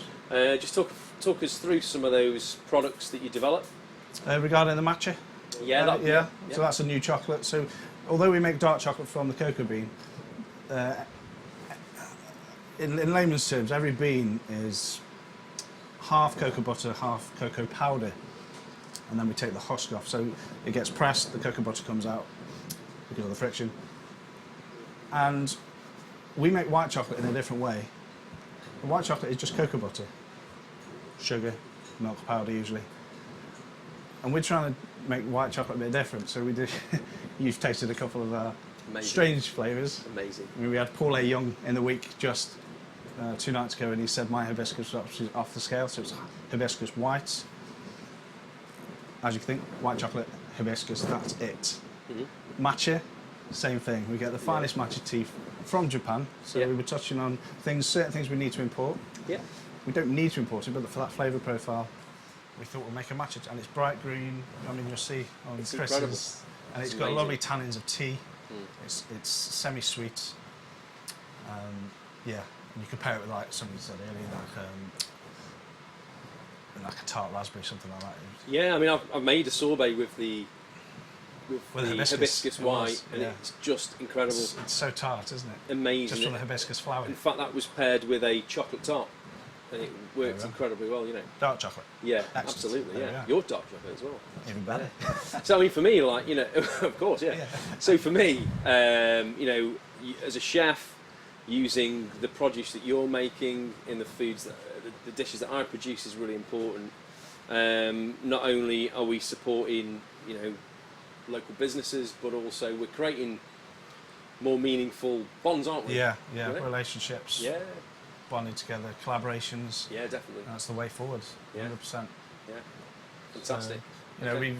we can even touch on. I brought this flavour map as well because you can use this on food as well. Yeah, I love this. It's amazing. So this is basically a friend of mine, Hazel Lee, and she's made this flavour profile map, and we use it in chocolate. We use it for you know, judging awards in the chocolate industry, but you can use it in food as well. And we taste with our minds. So if you shut your eyes when you're eating something, let's say like a lemon, you'll hit the yellow. Right, you hit right there. Yeah. Raspberries, etc., etc., and then you get to your grassy notes for herbs. This is a flavour profile map for chocolate. So it just shows you what you're buying in the shop. You won't get this. But in dark chocolate, you'll pick up like Vietnam cocoa, very raspberry, fruity. Madagascar is quite acidic still, even though you drive it away. Yeah. But it's got lovely red berry fruit. Middle of, let's say, Central America, quite nutty. And then we've got our white cacao, which is very rare. And you pick up citrusy, tropical. So you're there, approximately there. But you always, the centre of your chocolate is always the cocoa, and it should last for, I always say, 10, 15 minutes after you've had a dark chocolate. That's how you know it's good quality. So, yeah, we will be learning, educating, teaching all these wonderful insights into Amazing. flavour. Just want to sort of finish up there on, you mentioned chemistry. Yes. And, you know, I hope for people watching at home that sort of science element of the course is coming through. Because, you know, as a chef, as a chocolate maker, as a forager, you know, any element of science understanding really backs up what you're doing. It does. Chemistry in chocolate is essential as well. As you know, I studied 12 months just the chemistry of cocoa butter because there's crystals in cocoa butter and we need the right crystal for that snap, Yeah. that gloss. That comes from tempering. That comes from tempering, yes. Yeah. Okay. So there are a few ways to do it. We have a few secrets which we will be teaching Absolutely. Yeah. together. And Amazing. Yeah. Incredible. So Okay. Brilliant, Jay. Yes. Are those beans still roasted in there? yes. Yeah. We got a whiff of these. Yeah. Let's have a, if you walk that way, I'll come and have a quick Yes. Yes. social distancing. Absolutely. What do you think about that? That honestly is just. Starting to get that brownie. Just amazing. It is chocolate brownie. Yeah, it is. It is Absolutely. so. It's deep. It's rich. But when you taste the beans, It's amazing. you know, the beans will come out. We can take the husk off, and it won't taste of brownie Yeah. at all. Yeah. Yeah. And you'll stone grind it with some sugar, just simple as that, as, Right, as okay. a recipe. Yeah. But that is the basis of dark chocolate. Amazing. Brilliant. And then we can do a few other things. I've made a brownie tasty chocolate, Yeah. and we'll share that as well. It's fantastic. So yeah, Incredible. You know, I think what an opportunity for students on this course to come in and make and understand the process of making chocolate, Yeah. the chemistry, because you know it comes back to that thing again of, do we want lots and lots of amazing chefs locally? Yeah, we do. But can we have, you know, chocolate makers? Can we have food writers? Can we have absolutely. all these different people, fermenter and foragers? You know, people are just so passionate about That's this it. amazing. It's just thing. about passion, isn't it? Yeah, And driving that yeah. forward. And if you've got a little idea in your brain that nags you, Mhm. you know, far after you've left us, Mhm. do your own thing. Amazing. Be special. Absolutely. Be creative. Aim high. Yeah, incredible. That's Brilliant. Thanks, James. Excellent. Amazing. Thank you very much. Superb. Cheers. So, introduce. Straight into dessert. So, just a little, just catching up there. So, we're moving on to dessert now. And for dessert, we are going for rhubarb dish, so rhubarb really in season. Okay. And in here, we have got our meringue. Okay. And we're going to start building this dish. Just at this, on the side over here, Arthur's going to be plating up one of these as well. Just mindful of getting these onto the plates in time. So, piping bag, Arthur. Yeah, I'll get you one now. So, as all our plates have been today, Staffordshire plates. I'm just going to pass the beans over to Jay. Thank you. All the plates are Staffordshire. This one today, Dudson. Okay, so Dudson, sadly, we lost very, very recently. but the ranges are still available through Churchill. Okay, we've still got, you know, a couple of really big players, Steelite and Churchill. What I always say is, you know, we might make the plates, but often we don't put the food on them, you know. And what I mean by that is we're talking about the upper echelons of gastronomy here. You know, a great opportunity really to support, you know, one of our local industries, ceramics. And there's been a real rebirth of that, you know, through the Wedgwood Visitor Centre and also the other places around the city. And, you know, locally we should be shouting about that as chefs, and not only as chefs, as food people, embracing those opportunities. So, what we have on the plate here to begin with is a little rhubarb carpaccio, and that has been steeped in, marinated in a syrup, a rhubarb and gin syrup. You guys keen on gin? Yeah? Yeah. Okay, so, and just backed up there also with some raspberry, so it's really fresh, really zingy. Okay, that's the base of our dish, a little carpaccio. And you know, say again? You can breathe now. Yeah. Yes. So, just coming off there nice and gently. There we go. So in here I've got 2 egg whites and some caster sugar. Okay, and it's whipped up to stiff foam. So when we're making meringue, what we're doing, that first stage of whisking, what we're doing is denaturing those proteins. We're unraveling those protein strands. And then what we're doing by adding sugar, adding a little bit of lemon juice, we're strengthening those protein bonds, okay? So again, understanding that science is absolutely integral into being empowered as a chef and understanding what you're doing when you're making ingredients. Right, Arthur, you take that one? Yeah. Okay, so building this dish. Yeah. Piping bag. Yeah. Folding your icing sugar. So just popping a bit of icing sugar into that first.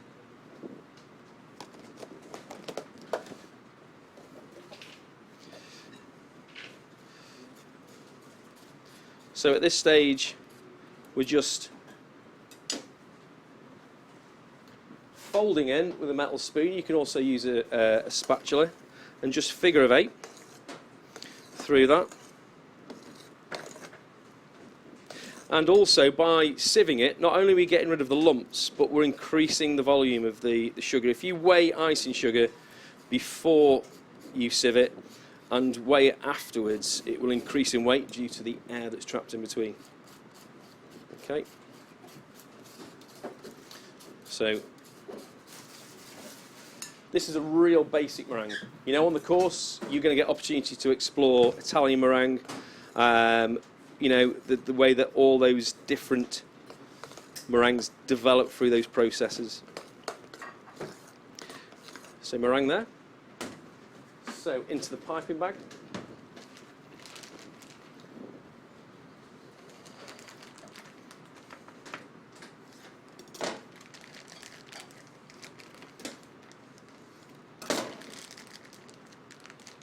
Got a little star nozzle on there. So a little art to the piping bag, just fold it over your hand, keeps your hand clean, also makes it easy just to pop that in.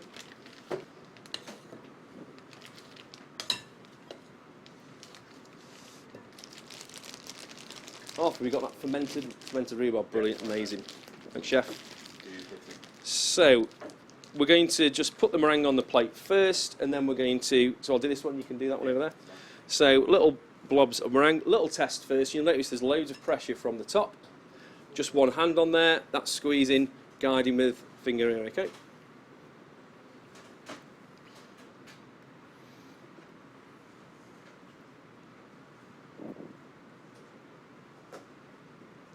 Making it look easy, chef. Okay, you chef.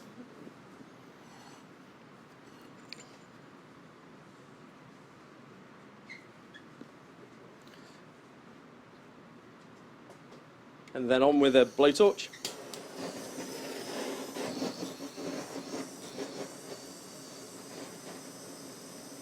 eyebrows still intact, and just kissing it really with the heat, just adding some texture.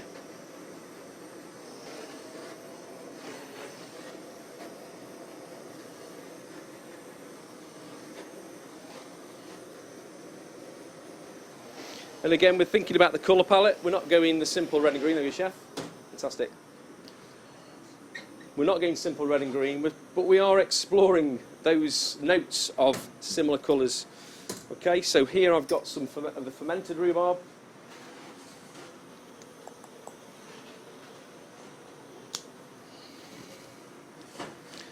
So guys, Chloe and Sean, do you like rhubarb?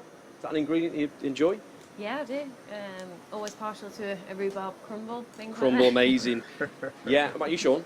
I actually juice them, so they're pretty good. Yeah, good Yeah. stuff. Amazing. Such a fantastic ingredient. And I think, you know, Chloe, you hit on something there. You know, sometimes, let's face it, a rhubarb crumble is just where it's at, isn't it? You know, there's nothing better, is there? You know, you don't... And I suppose as chefs, sometimes we have to learn to reel it in and just be true to ingredients as well. So, what we're going to get from these is a little lovely tang, chef.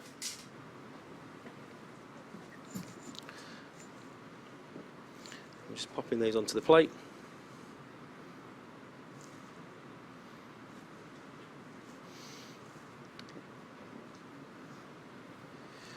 And we're just thinking about the way that those ingredients, again, play together. Okay, chef.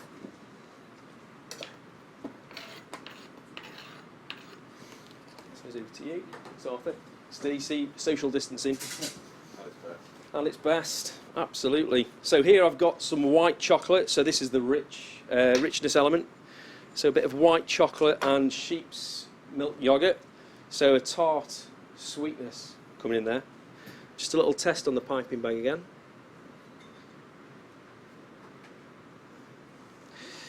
So little bits in there.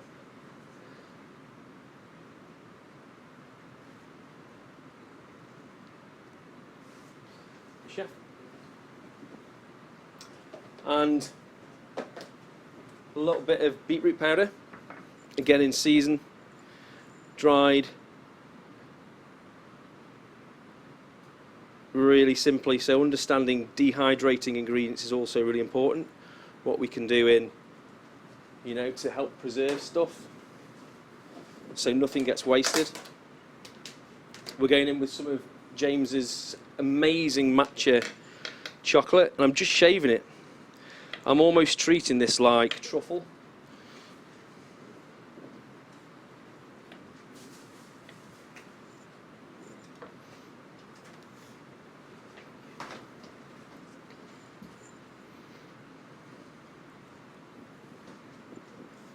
And the beautiful thing about James's chocolate, you know, sometimes if chocolate's quite cold, it can take a little while to melt.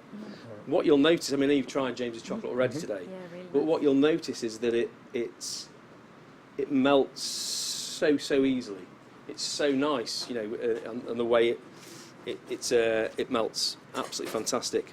And then just finishing off with some rhubarb crisps. So these again are a dehydrated element. These have been through the dehydrator for 24 hours. And then again just add a lovely bit of acidic tang and a difference in texture as well. So just those for you, Arthur.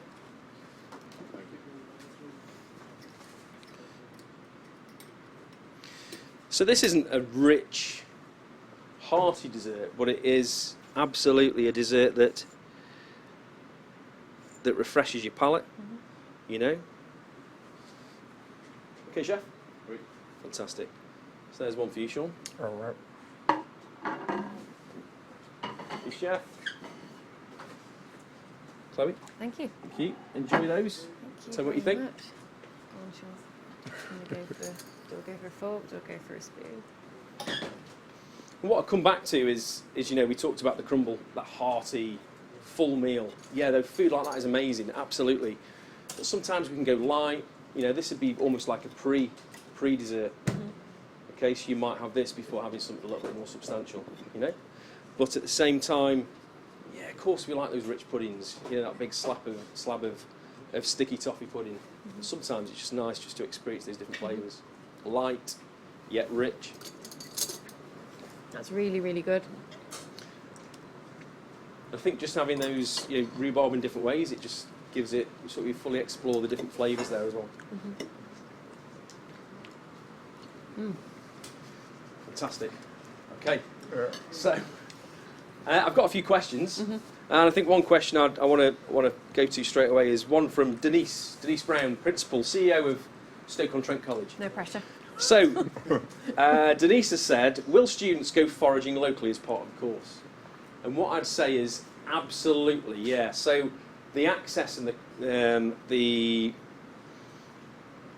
students having access to things like foraging, to fermentation, to the chocolate making, to the science, to understand the local heritage through links with places like the YMCA, through things like the Potteries Museum. All that stuff is absolutely integral to students leaving a course like Feasted Gastronomy with that understanding. Also, another question from Carly: how is the course assessed? I wonder if you could help us out with that. Yeah, of course. So here at Stoke-on-Trent College, not just the Feasted Gastronomy course, our job is to give our learners the best experience that they can, because we're preparing our learners for higher education or employment. And so we assess the way the way that we assess links to the skills that they require for their next steps. So if it's in Feasted Gastronomy, we will assess that way. So it will be a lot of practical assessments, a lot of peer assessments.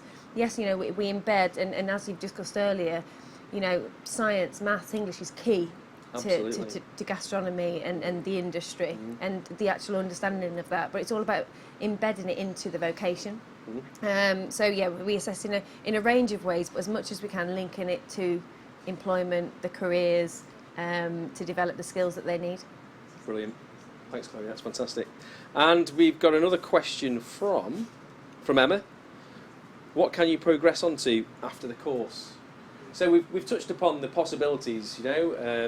Obviously the natural progression from a level 3 is onto a level 4, and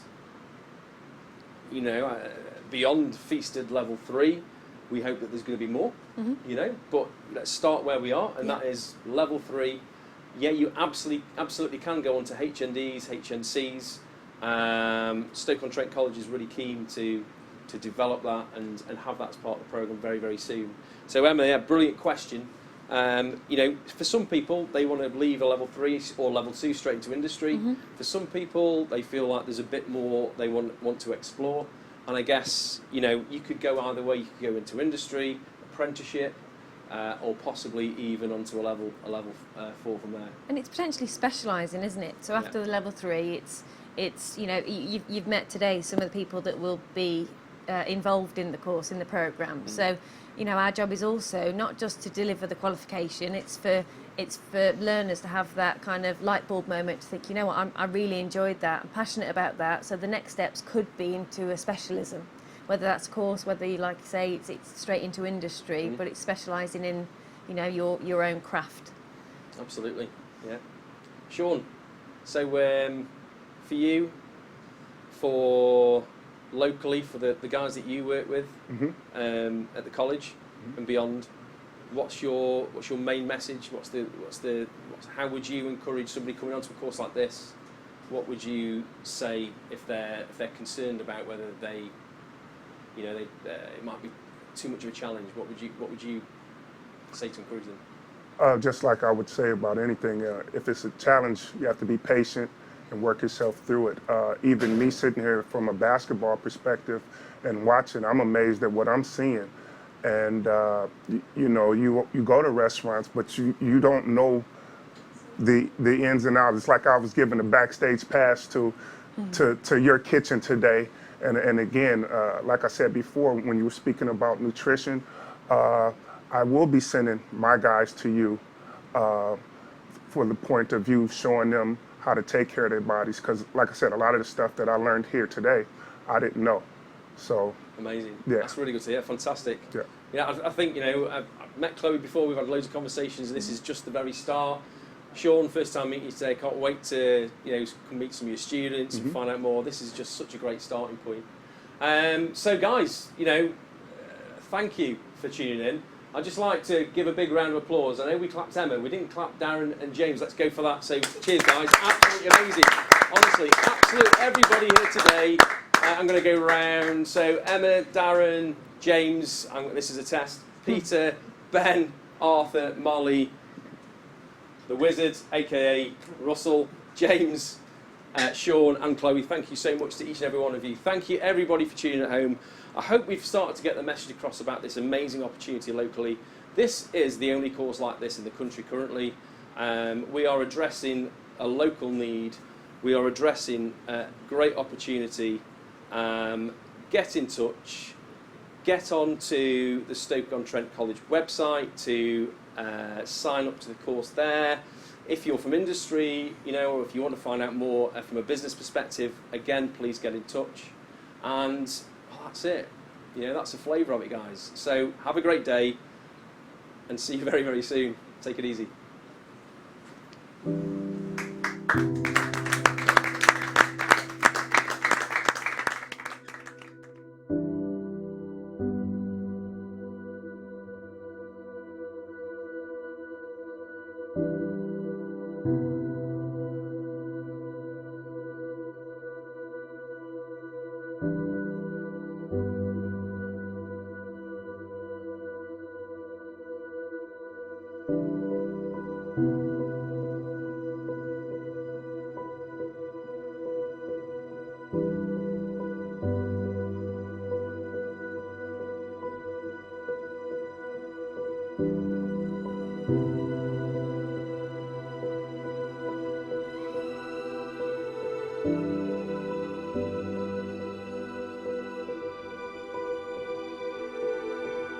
Thank you.